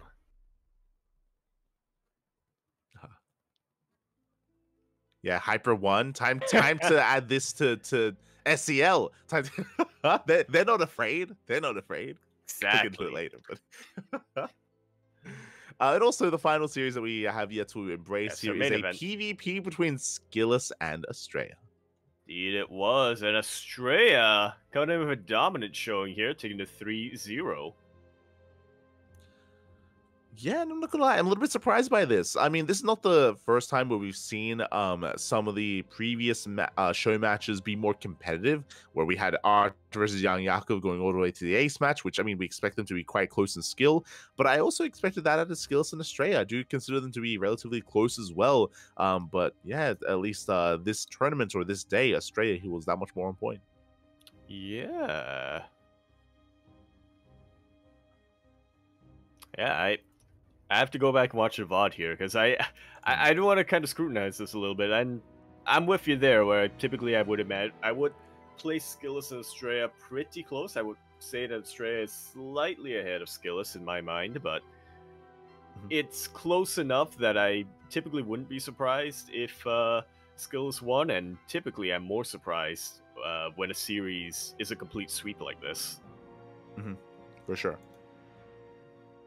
For sure. So, yeah, very impressive stuff there by Estrella. This might be a sign of things to come, but I mean, we've already spoken about how Estrella has been improving a lot over the past couple of months.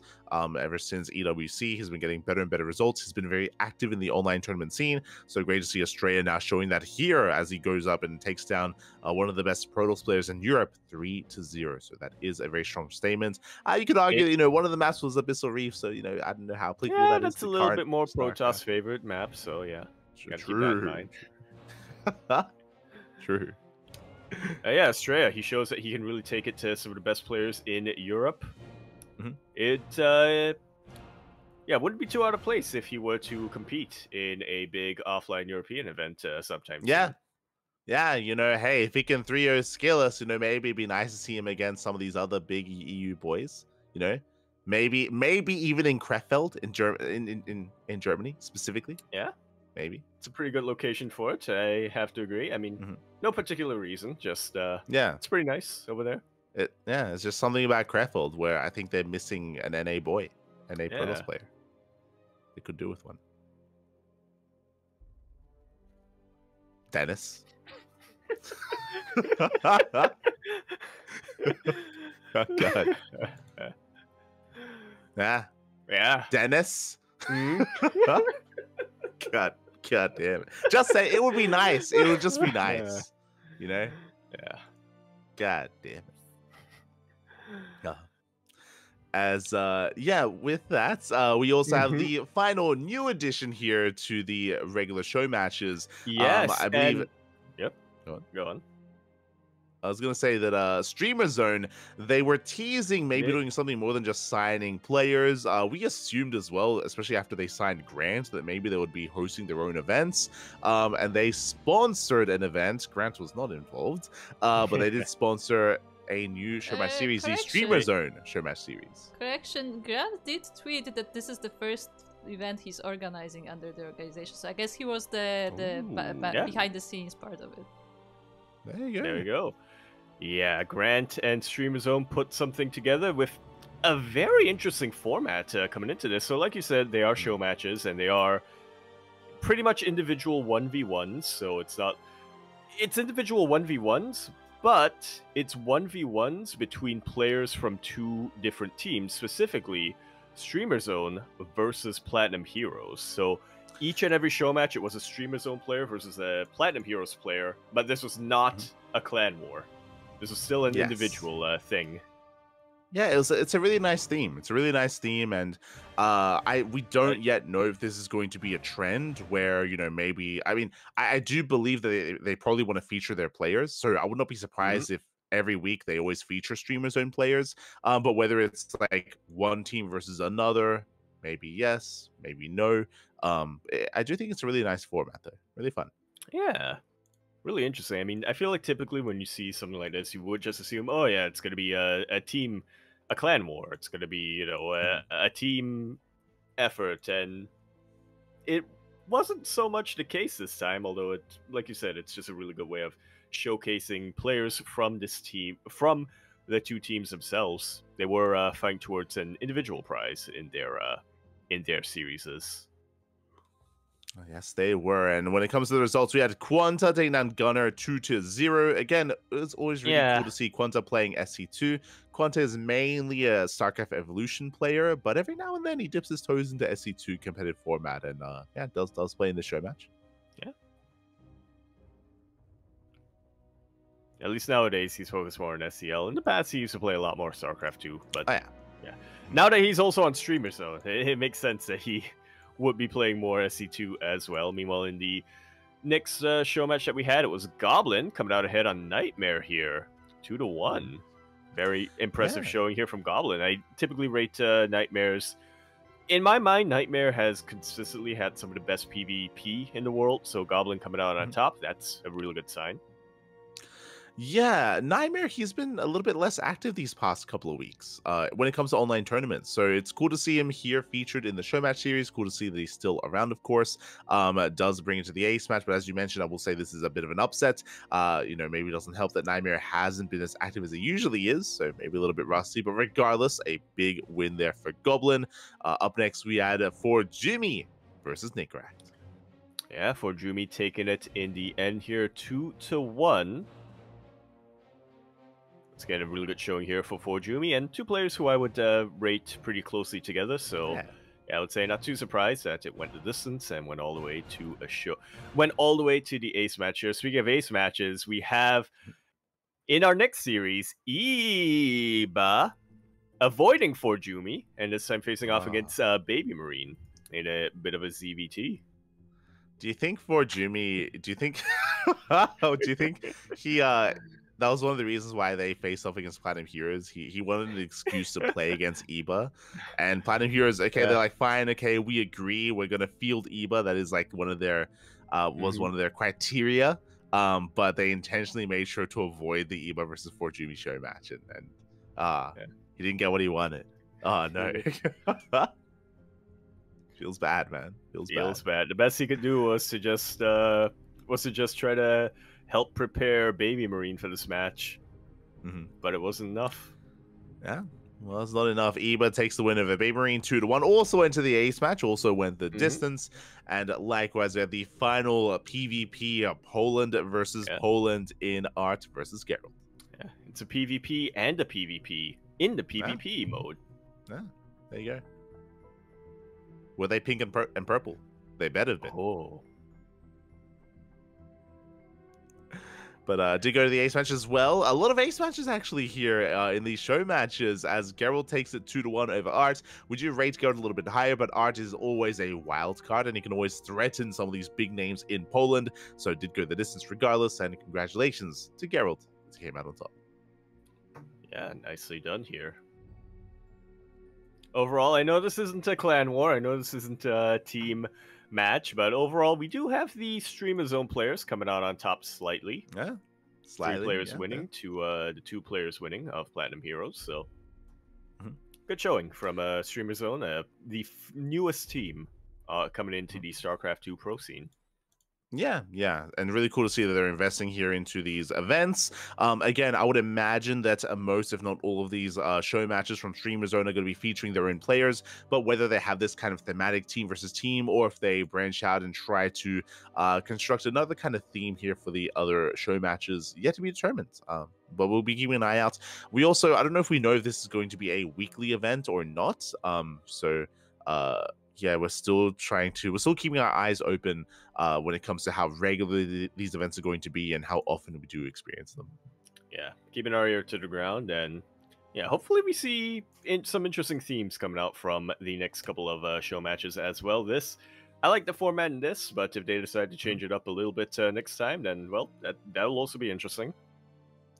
Yeah, just because there aren't necessarily that many teams that have as large of a roster to do something like this, right? Like, yeah, you're gonna need at least five players. Nowadays. Yeah, for sure. So I think it's best of luck.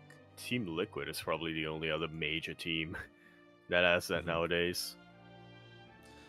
Yeah. So regardless, wish Streamer Zone the best of luck when it comes to the up and coming streamer show, the show matches. Likewise, maybe other endeavors as well. It's possible that they might try to host different events, different formats, sponsor different things as well. Curious to see where their team takes it. Yeah, into the Streamer Zone. For sure. A place where I don't remember how the intro goes. Now, before we get into the next couple of events, as we're going to be entering kind of the more regular tournaments here, and the OSC events as well, I did also want to probe you a little bit, Yaku, because we won't be going over SCL. We won't be going over the full championship. No spoilers. Because exactly. I mean, by the end of the weekend, it's gonna be wrapped up. Like the full championship, it's gonna be wrapped up, and we can then go over all the results next week. But you did cast SEL for the first time this week, the group stage, Group A and Group B, and I was curious what your thoughts were so far. Panic. Is it good panic or bad panic? What kind of panic are you talking about? My thoughts on SEL. You're putting me on the spot here a little bit. Well, as most people are probably mentioning, it's an interesting format, and it's nice to see a couple of blasts from the past. Especially, I'm a big fan of Power Walking Zealots, and I'm a big fan of Lockdowns. Okay. On StarCraft 2 units.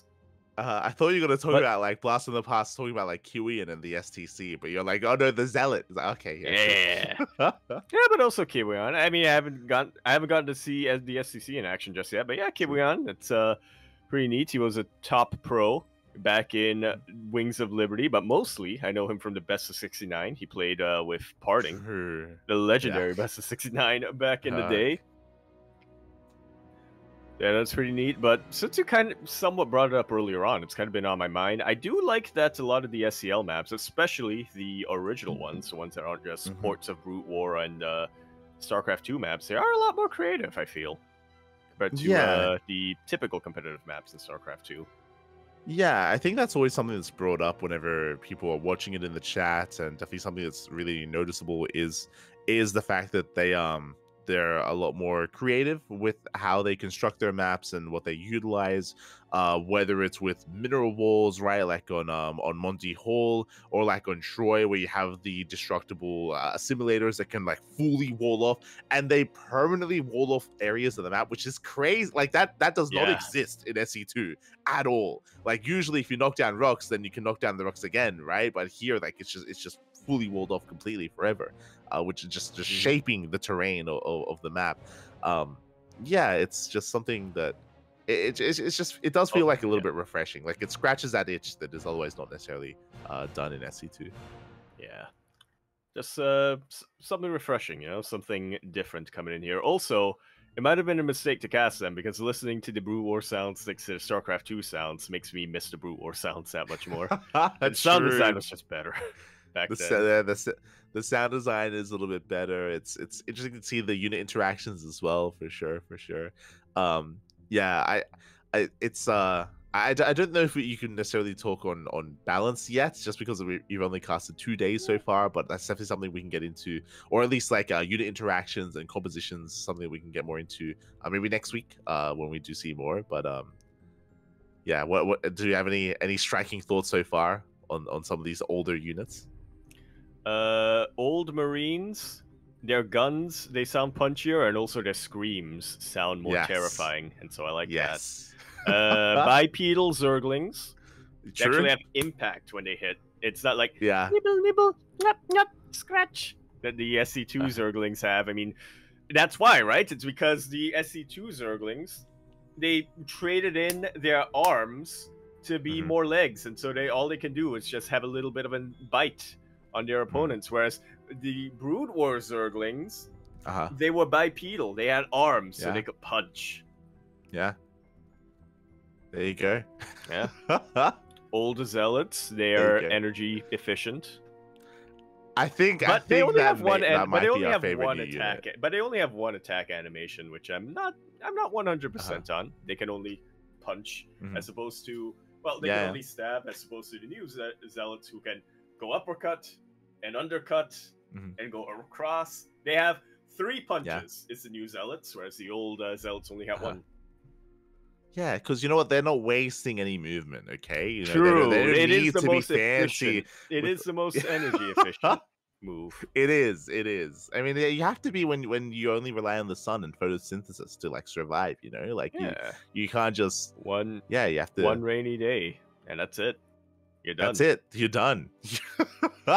It's over. But that is my new favorite unit is the Power Walking Zealot. It's amazing. It's beautiful. But yeah, you got to feature the lockdown in full force and how impactful it can be, and how potentially some players are maybe not less familiar with it and are punished by it as well. But regardless, yeah, it's been really cool to see some of these older units. What I will say is that there is a bit of a learning curve. Like even me myself, like there are periods in time where I'm casting it and where I'm like, am I forgetting like a spell here or there? Like am I forgetting like an ability of like the Queen or like an ability of like the Archon? Like it's definitely something that it takes some time to remember necessarily everything. Yeah, for sure. That's speaking of spells. We haven't really seen the Darkon used to its full potential yet. We saw a Darkon once that instantly got killed. It did. It did instantly die. Smurge. We'll make sure that happens next time. You know what? This might be controversial. Darkon, greater than Mothership. Oh. Because it's a hero unit, right? And at least in Brew War, I believe it was. You could only have one Darkon. You can make more. Oh, okay. Well, then you know what? Darkon, greater than... What's a pure spellcaster for Protoss nowadays? They don't have one. I get High Templar, I guess. High Templar have an attack, and also High Templar rules store. They can feedback, I guess, but they can feedback. But I mean, but you also have High Templar in Brute War, so true. Darkons greater than Ravens, Infestors, all of them. Okay, fair enough. Vipers. I mean, we've yet to see it. We've yet to see it in SCL, so we'll see if we can get there. But again, we're going to be casting more SCL tomorrow and over the weekend.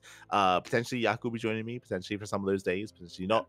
Regardless, at least for the ones that are in the afternoon. Yes.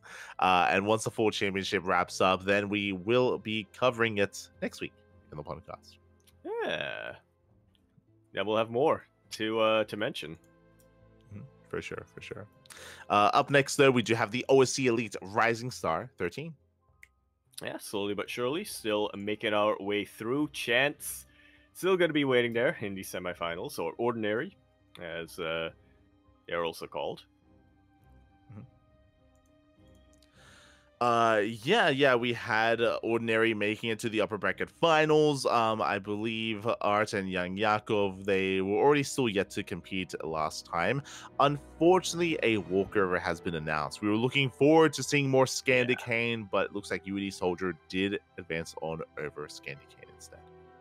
Yeah, I remember we had a lot of expectations with Scandy Kane coming into this. You know, we were talking about how, you know, the upsets that he's pulled so far, you know, taking out players like Hanmono, like Baby Marine, etc. He really seemed to be somebody to look out for and potentially make it to the finals here. But yeah, did unfortunately have to forfeit his own match, and so UED Soldier advances instead. Going to be facing Nickeract, who beat Papi in the lower bracket. Yeah.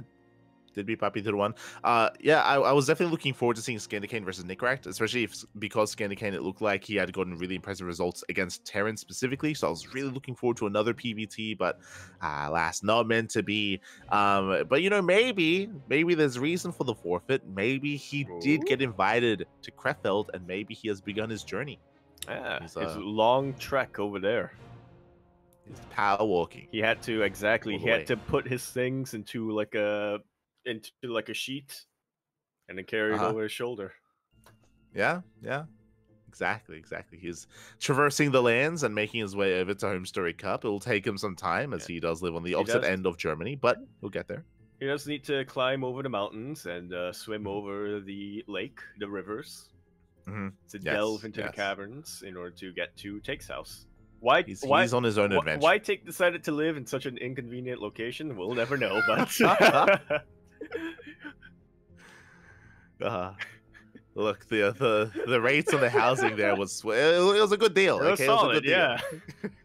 You do what you have to. You do what you gotta do. True. You do what you have to do so that you can have money left over to fund tournaments. You save where you can. If Scandicane does not appear as a player in Home Story Cup, then we know why. Didn't make it. Because he got eaten in the cavern by by a bear or something. By Shelob. He got trapped into Oh no. So best of luck to Scandicane as he has begun his journey. The Balrog across him. Journey. Exactly. So, and now the Balrog escaped. No. Best of luck. Any other results here? It looks like Iba takes on Art 2-0, and we still have more matches to come. And again, this will most likely take a couple of weeks to round off the OC Rising Star. So we'll try to keep you guys updated on what occurs and who makes it through. Yeah, slowly but surely. This is a tournament that hopefully we're going to be able to conclude by the end of the year. I would hope so. We still have a couple of weeks of PondCast left before 2025, or before we go on hiatus for the winter break. Yeah, wish them the best and hope it wraps up.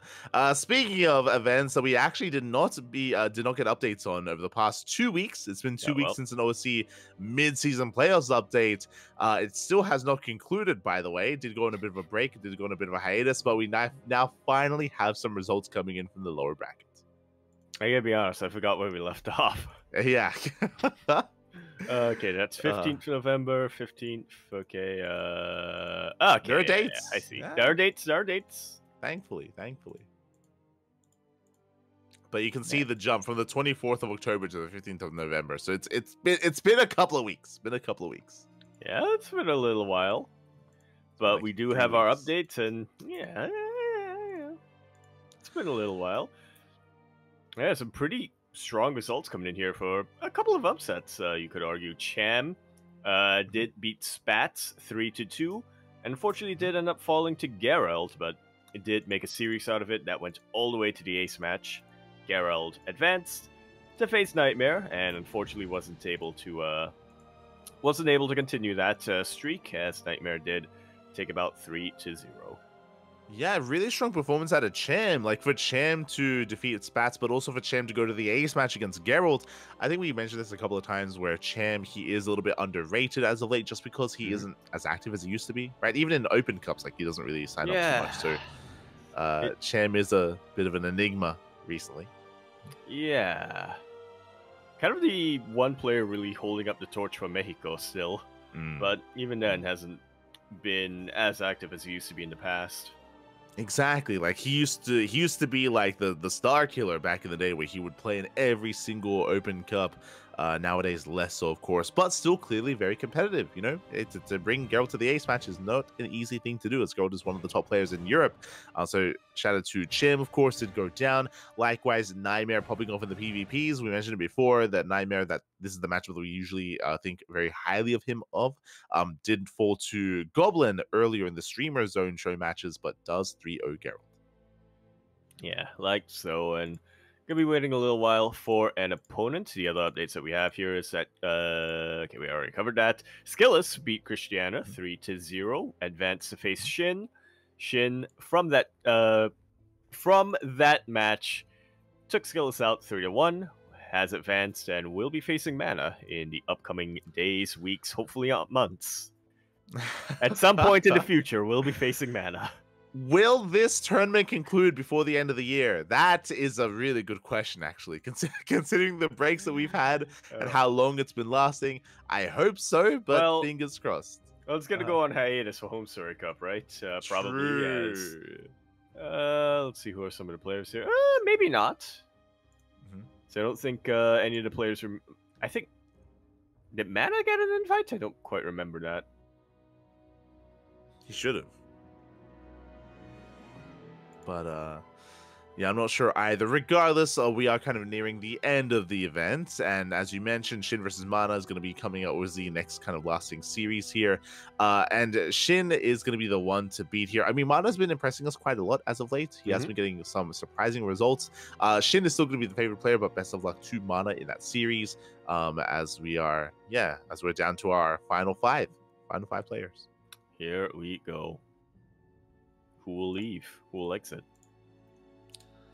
And we'll see who is going to be our reigning OSC mid-season playoffs champion as we do now enter the Open Cups.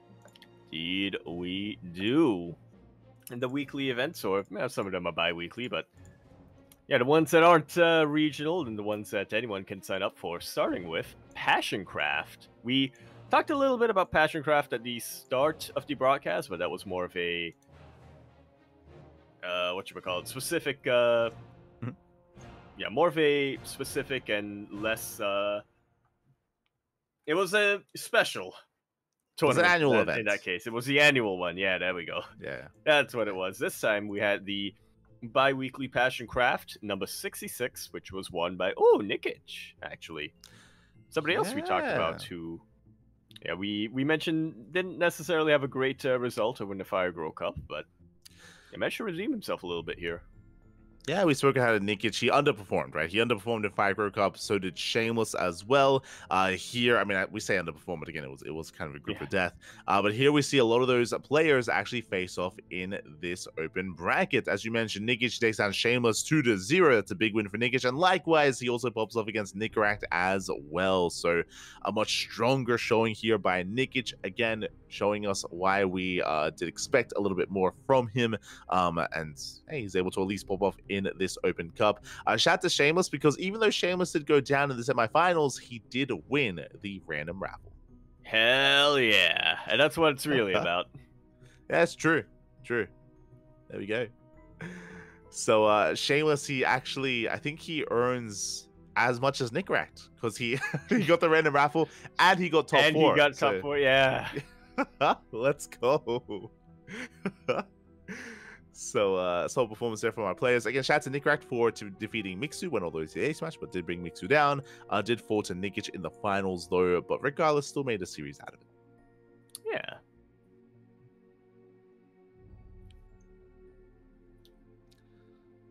For sure, as that does wrap up PassionCraft. Up next, we have another bi-weekly, this week's KSL. Indeed. Previously, it's still going bi-weekly, I should say, but previously it was bi-weekly because of SCL, and I'm curious to see what the schedule going forward to this is going to be, since now we're in the fall championship.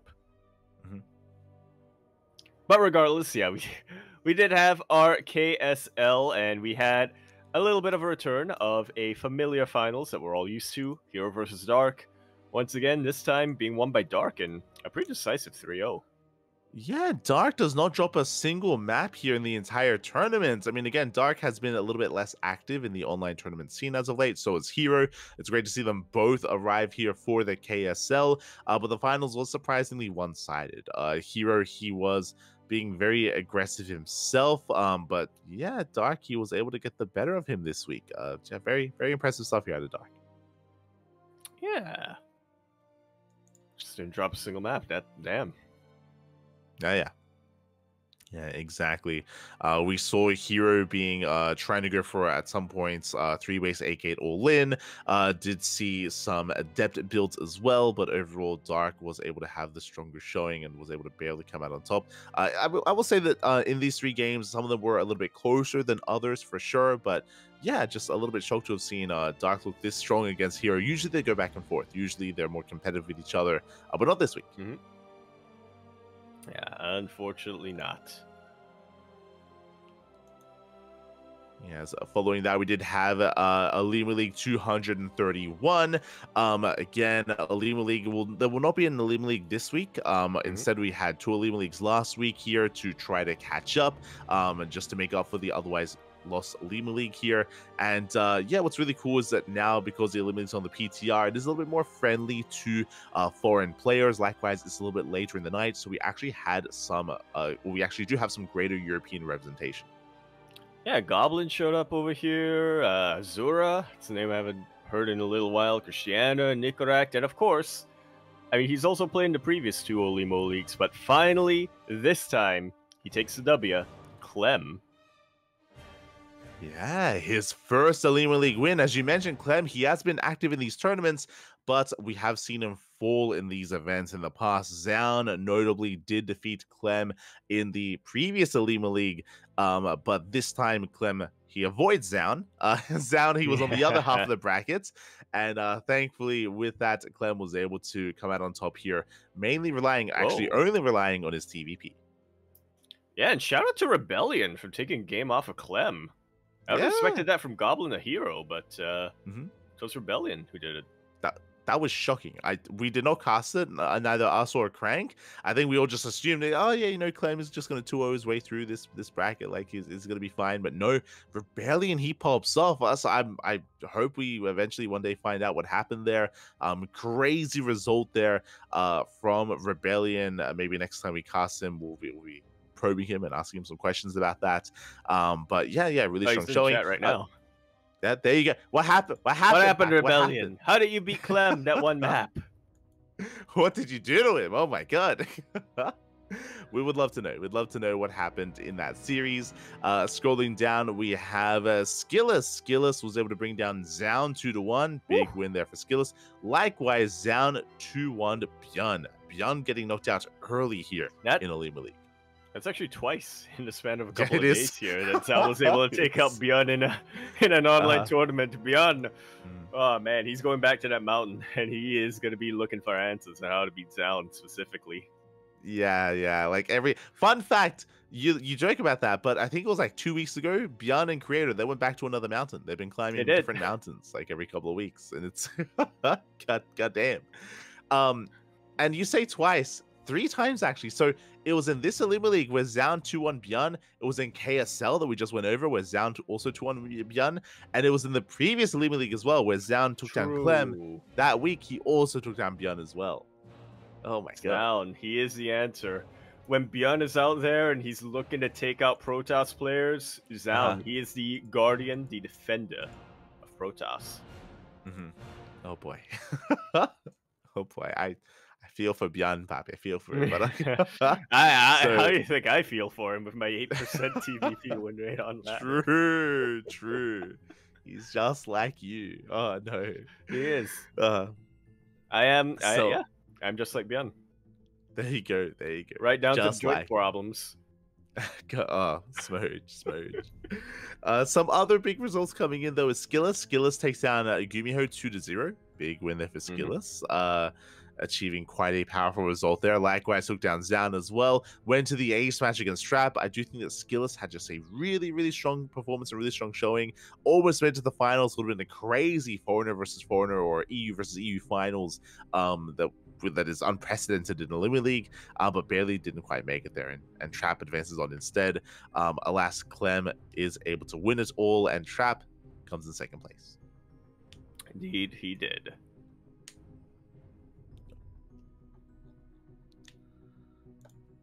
With that, congratulations to Clem. Up next, we have the Sparkling Tuna Cup number 73, where we had, once again, our regulars coming in. Players like Demi, Cristiano, Nick Ranked, Eba, Geralt Rebellion as well, who we did just point out was in the chat, and also took a map off of Clem. Crazy stuff. For the first time in a long time, though, we had Goblin. It was really cool to see Goblin, who, this isn't his first STC, but it's his first one in a long time. Yeah, Goblin does seem to be a little bit sporadic when it comes to signing up for some of these events, but clearly, as we saw in the past couple of weeks, he's got a little bit of a streak going, or rather, he's got a little bit of a competitive kick going. He's been a lot more consistent when it comes to signing up to everything he can, and I'm glad to see that we were able to showcase him a little bit here in Sparkling Tuna Cup. Oh, yeah, exactly. Did get knocked out in the quarterfinals. Homeowner, he just ate the hell out of him. As you can imagine, he did go for non-stop aggression and non-stop all-ins. And Homeowner, he's like, welcome back to the Tuna Cup. Goodbye. as he does knock Goblin out. Likewise, God vs. Homeowner, also very intense. Always a lot of fun to see Homeowner up against Protoss players. And the finals was a crazy one here. We got to see Cristiano versus Geralt, another Polish versus Polish finals here. Did not go the way of the Tuna, though. That did not. And also, I want to say, something that we actually haven't had in SCC for a couple of weeks. Geralt versus Cristiano, that's the age-old PvP and also PvP and also PvP kind of rivalry that we have in not just Sparkling Tuna Cup, but in a lot of online events, but also for a couple of weeks. A couple of months ago, it seemed like we were only having Geralt versus Cristiano finals in Sparkling Tuna Cups. Didn't have that for a while, but now we did. Once again. Yeah. They after a very long hiatus of Geralt and Cristiano, it's cool to see them facing off once again here, and just go the way of Geralt. Because I believe Fiant during the tournament asked about this, how often we have Geralt versus Cristiano in the finals, and actually this was only the third one. Like they meet a lot in the matches, but it's only the third finals they play against each other. Yeah, we did notice that even though we cast a lot of Cristiano versus Geralt, they often face off like in the quarterfinals or the semifinals. So not as often in the finals here between the two of them. Regardless, they face against each other a lot. Regardless, yeah. Yes, they do. And Geralt does come out on top here in this best of 5, 3-1. A big win there for Geralt as he overcomes the usual Tuna champion. Yeah. He overcame the Tuna, he is now the Kahuna. That's true. That's what they call him. No. As up next, we do have the Wardy TV Monday. That we do.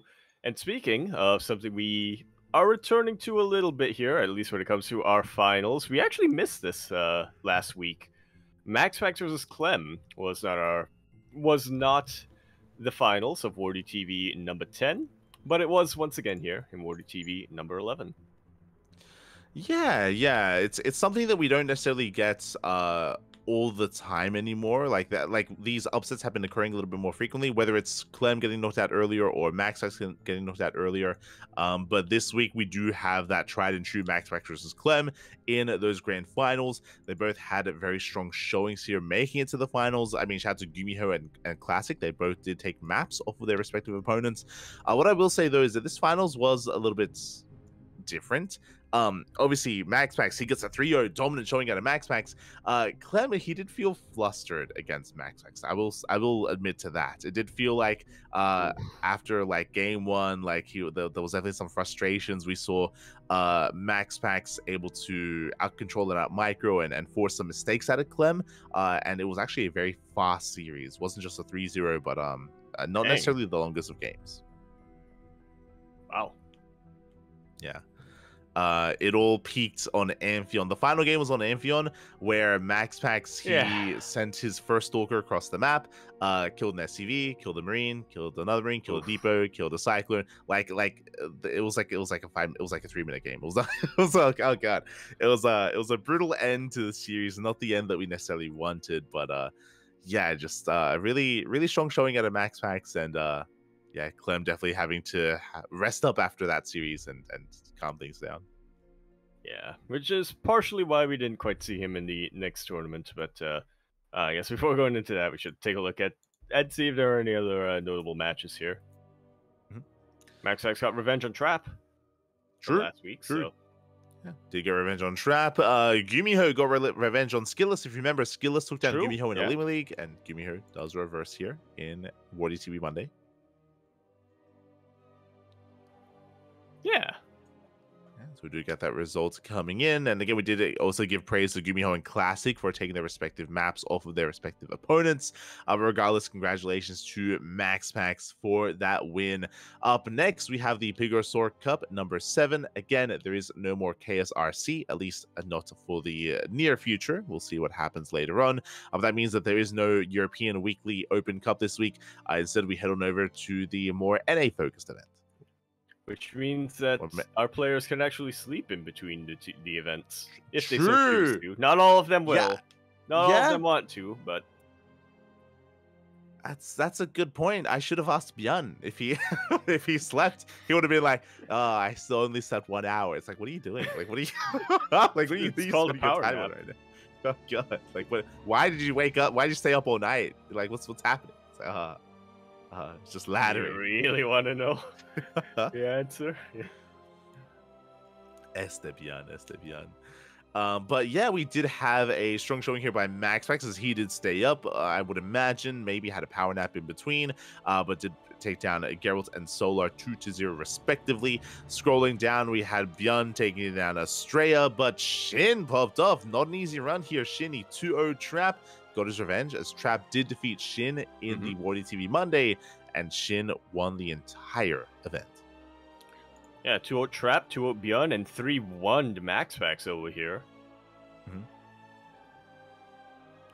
Not easy opponents ahead of him, but at least looking at the score, he made it look easy. Yeah, really intense games here out of Shin. Was quite aggressive here against MaxPax, as he usually is, and MaxPax had a harder time keeping up with Shin when it came to his Ling aggression, when it came to his Roach pushes as well. Shin did pop off. Really impressive stuff. I mean, this is not the first time we've seen Shin defeat MaxPax over the past couple of weeks. It looks like he has been getting his number. I wouldn't say regularly, but every now and then. Yeah. Every now and then, like, Shin has been getting one over on MaxPax. Oh, I see. What do you mean? You're like, he's calling him? What's going on? What? Has he found out his identity? Like, what? Got his number. God damn. But yeah, that's a big win for Shin. Yeah. Feels like, I mean, we typically expect Shin to go pretty far in these online weekly events, and he does sign up for a lot of them, but it did feel a little bit like last week. It was a little bit more lackluster for him this time, though.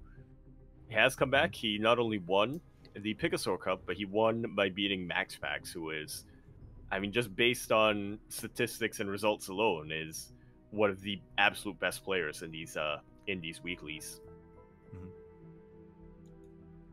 Oh yeah, exactly. So a big win there for Shin. I mean, MaxPax, he is the best Protoss in Europe. Some would even say the world. So like that's a very, very strong result there for Shin.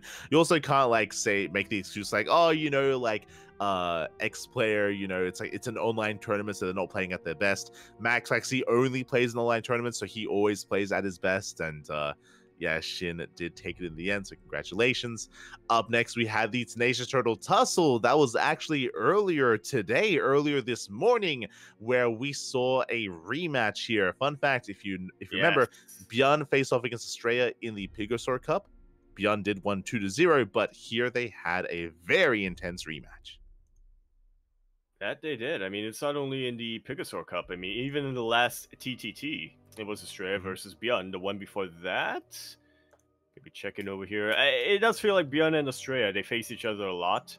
Okay, it wasn't quite in the finals of the last TTT, but yeah, Bjorn and Estrella, they face each other a lot. In the previous Tenacious Turtle Tussle, I do remember that being a little bit more one-sided, and as you were mentioning, that was a very fast series the last time they faced. This time, though, I think I was asleep when this went on.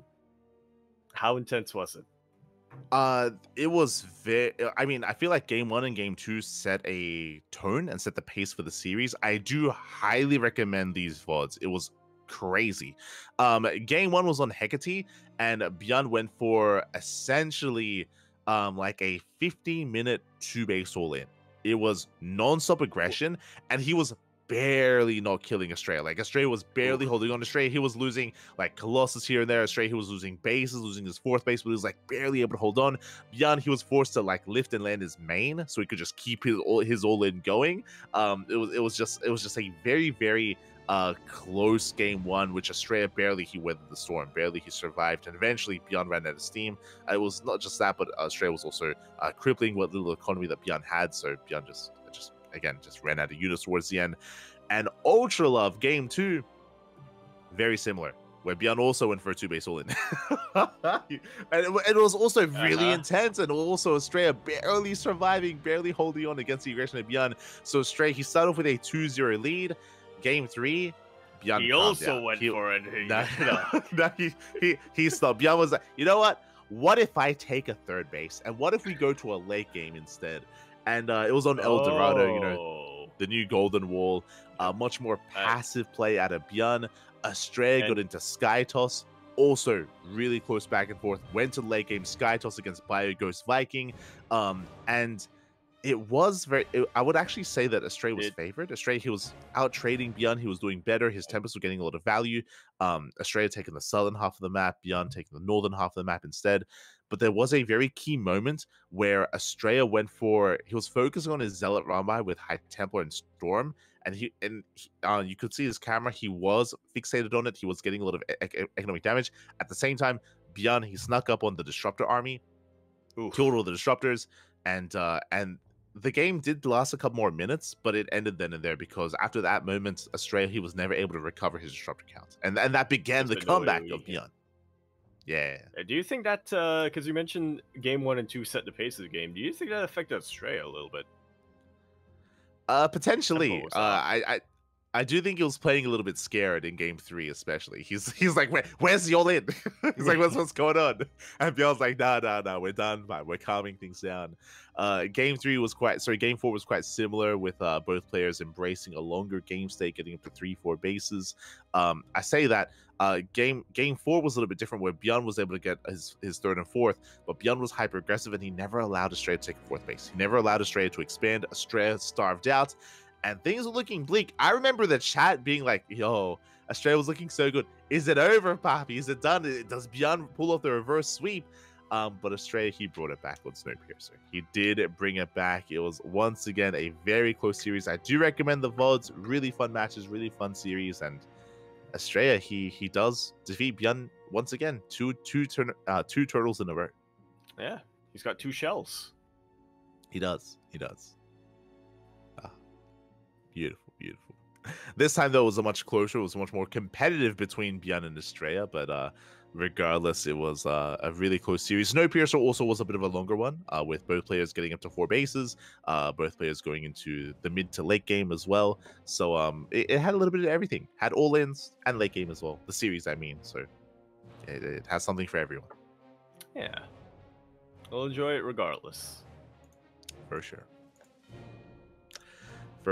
As the final event to go over is the Wardy TV November qualifiers. Indeed, which hasn't concluded yet. In fact, as we speak, Group D is currently underway.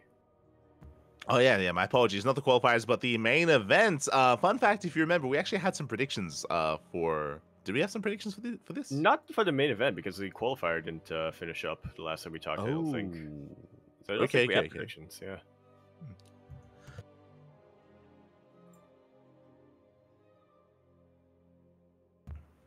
Yeah, oh good. But yeah, it looks like for the initial qualifiers, we had MaxPax. MaxPax takes down Shin 2-0, but top 4 did qualify for the event. So MaxPax, Classic, Shin, and Gumiho, they made it through. And the entirety of the group stage has been playing out in between the previous podcast. So we have a lot to catch up on. Yeah, quite a bit over here. Shall we go in order? Yeah. Group A. All right. Group A, starting off with number A. Over here, we have Hero coming out as the top seed. I think most people were, if you were to look at his group, we didn't look at it last week because it didn't exist last week, but if you were to look at his group, you would have probably predicted Clem to come out on top, and then probably Hero number 2 seed, and then the third spot a bit more up in the air. But no, Hero comes in, doesn't drop a single series, although he did drop one map to Clem, and he comes out at top seed, followed by not Clem, but Ryung, and then Clem.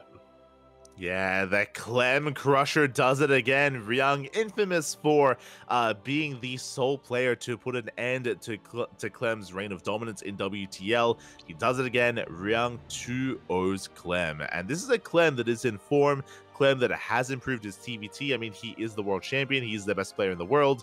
But here in the Wardy TV November, we see that clearly there are players that can contest against him, that there are players that can bring him to his knees at times. Yeah. Make him bleed. Mm-hmm. Yes, as this event is on the PTR, but again, you know, Hero and Ryung, they do come out on top. Likewise, Clem still does squeeze his way out of Group A as well, but this could this could be a little bit telling of the playoffs here. Is this finally an event that Clem doesn't win?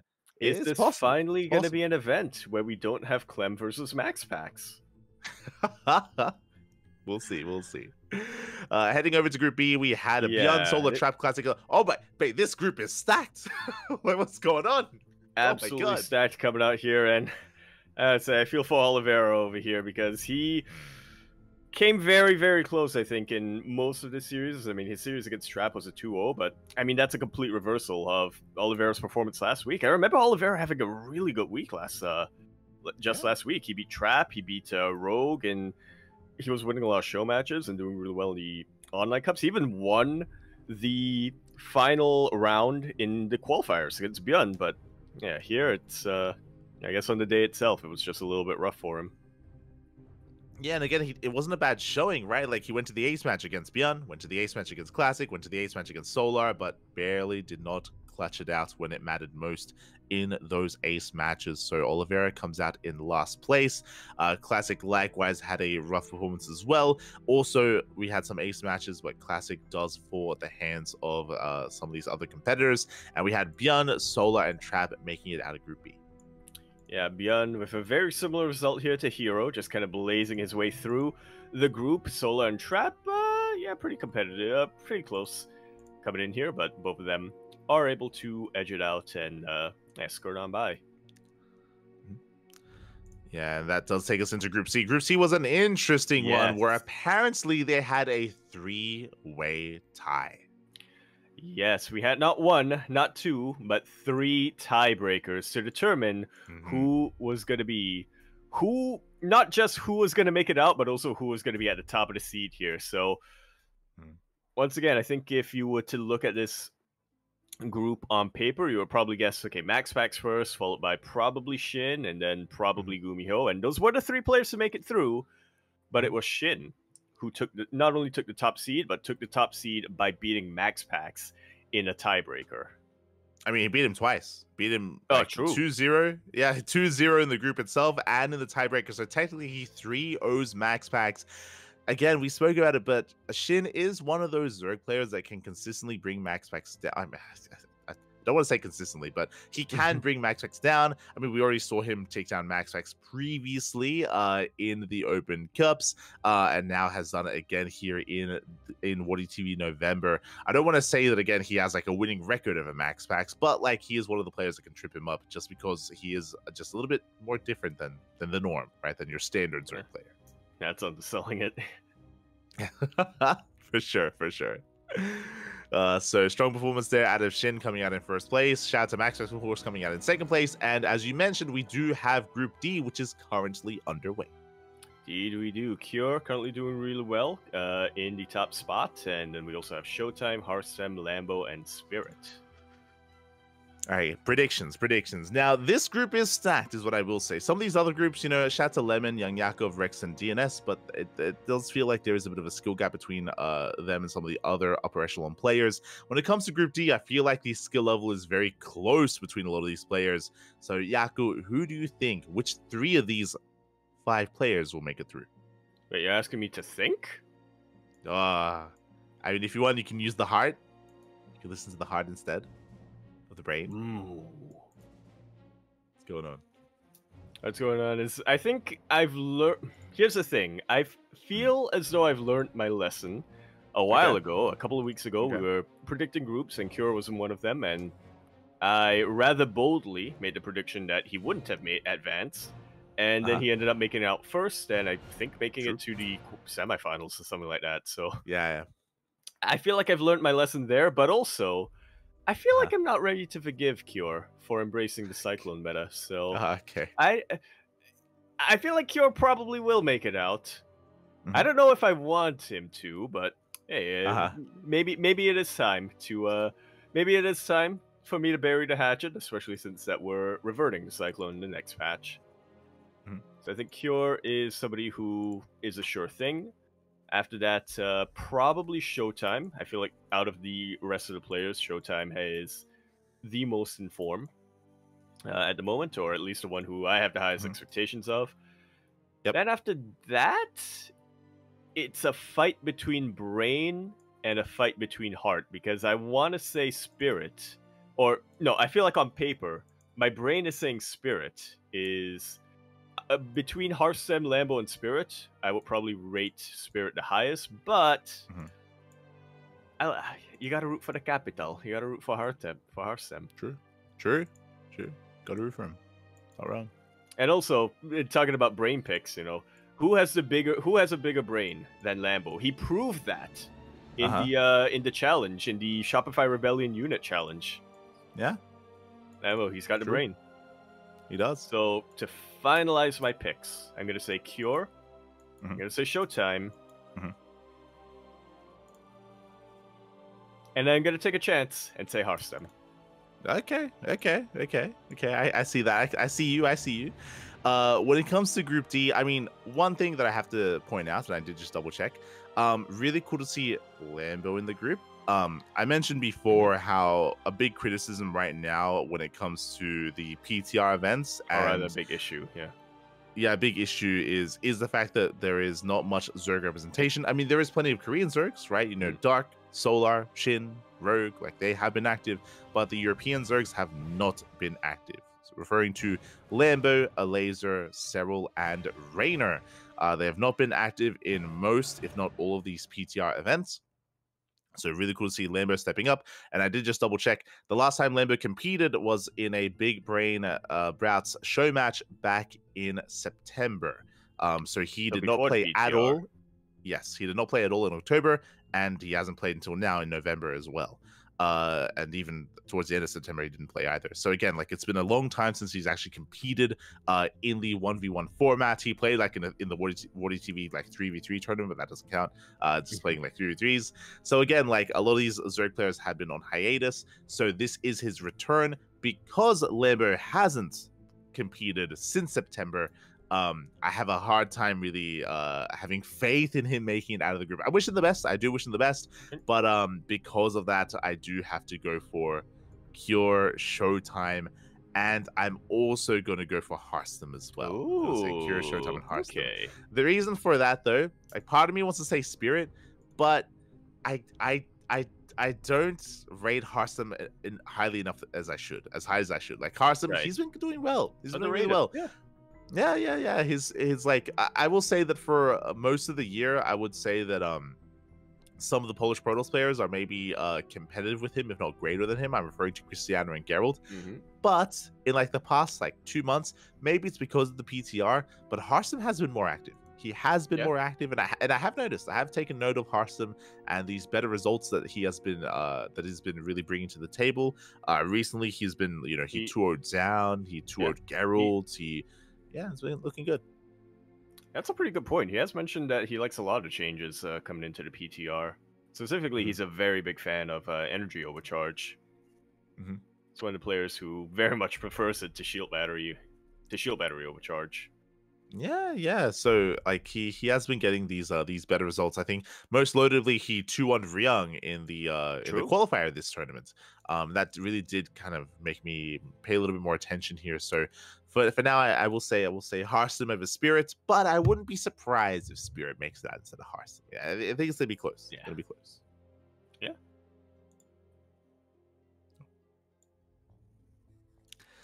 But we'll with that, find those are our out. Yeah, predictions. we'll find out in a couple of hours.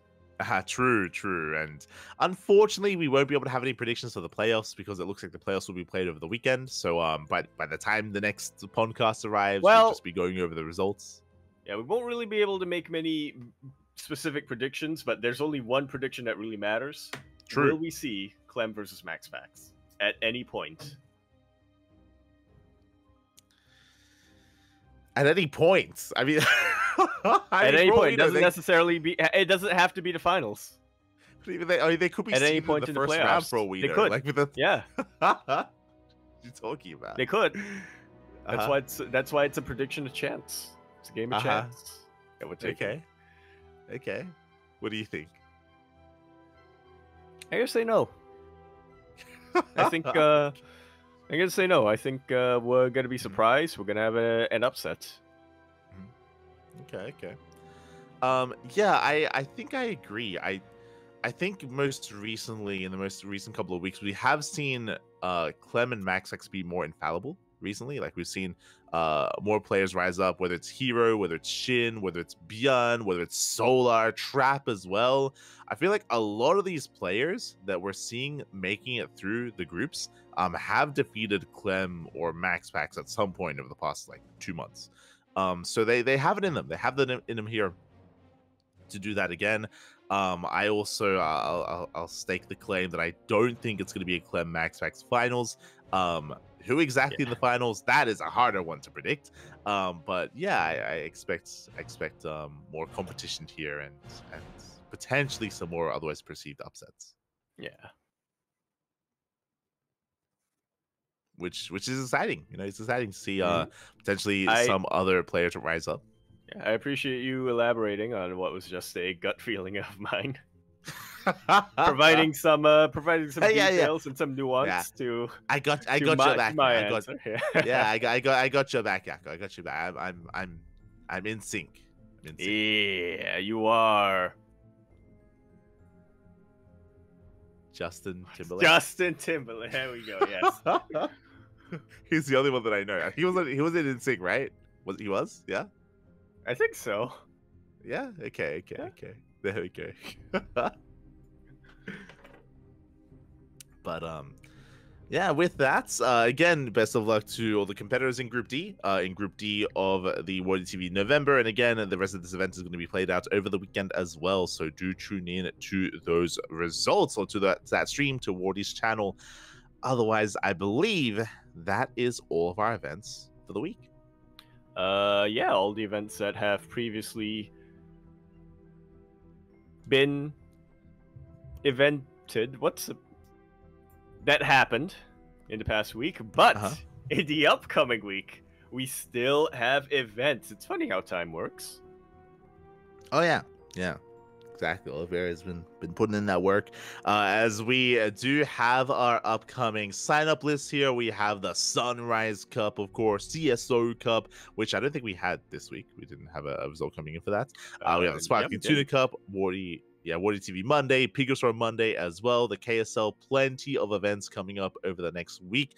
These are, of course, the events to sign up for. We also have the SEL. As a reminder, the StarCraft Evolution League is going to be also over the weekend as well, and we will be catching up and bringing you those updates next podcast.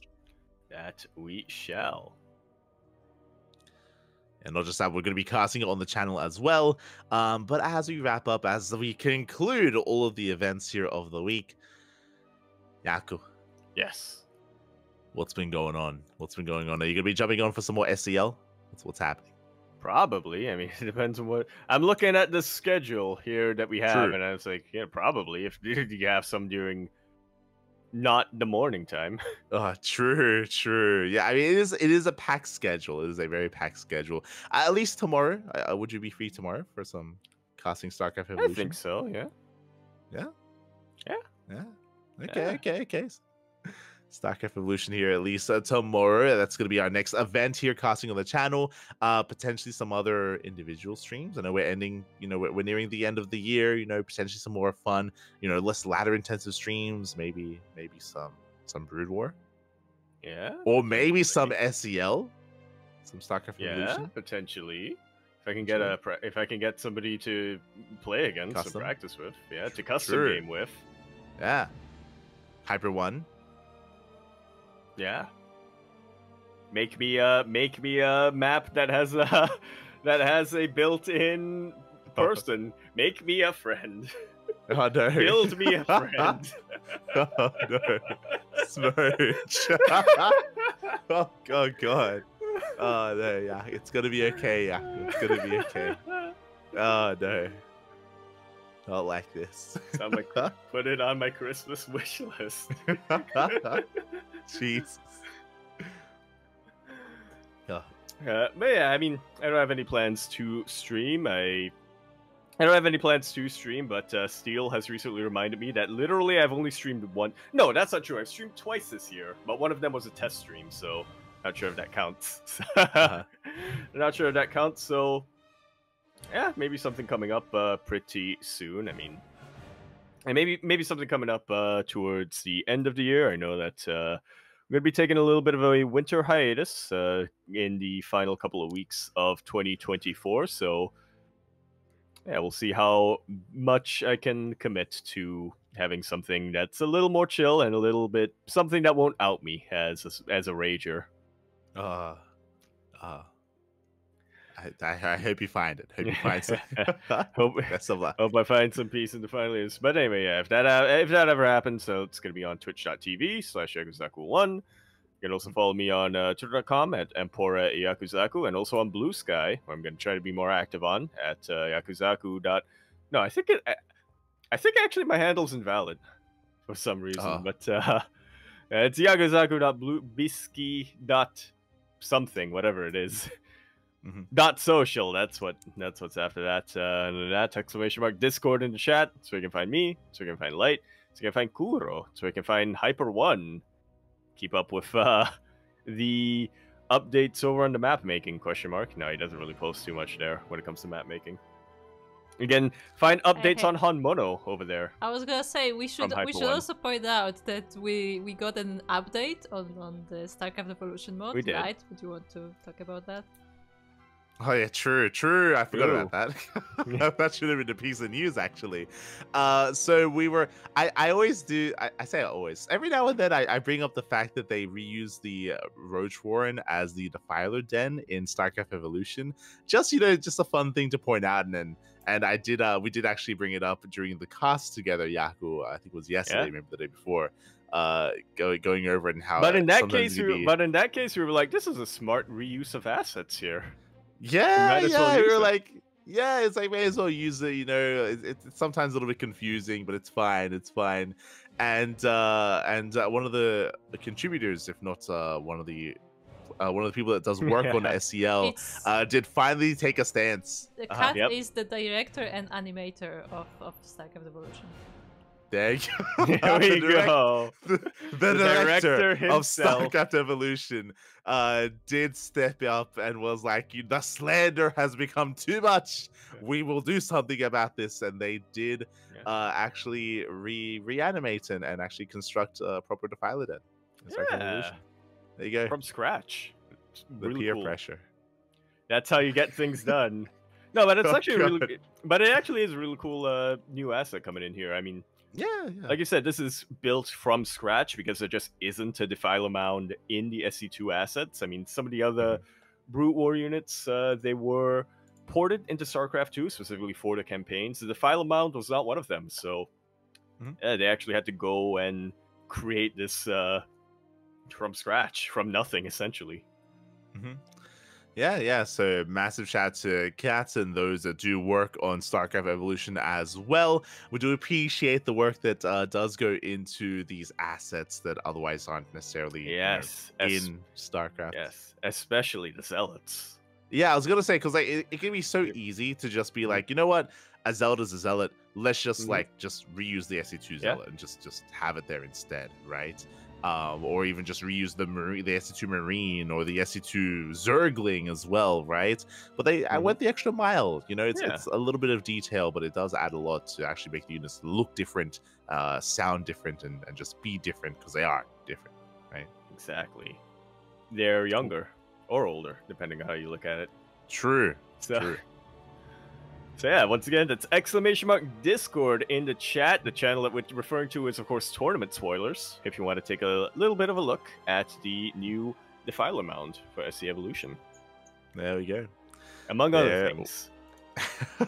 exactly. As with that, so that is going to be us wrapping up here for the evening. All right, you can also follow me if you're curious. I usually stream throughout the week, but this week we have just been very busy.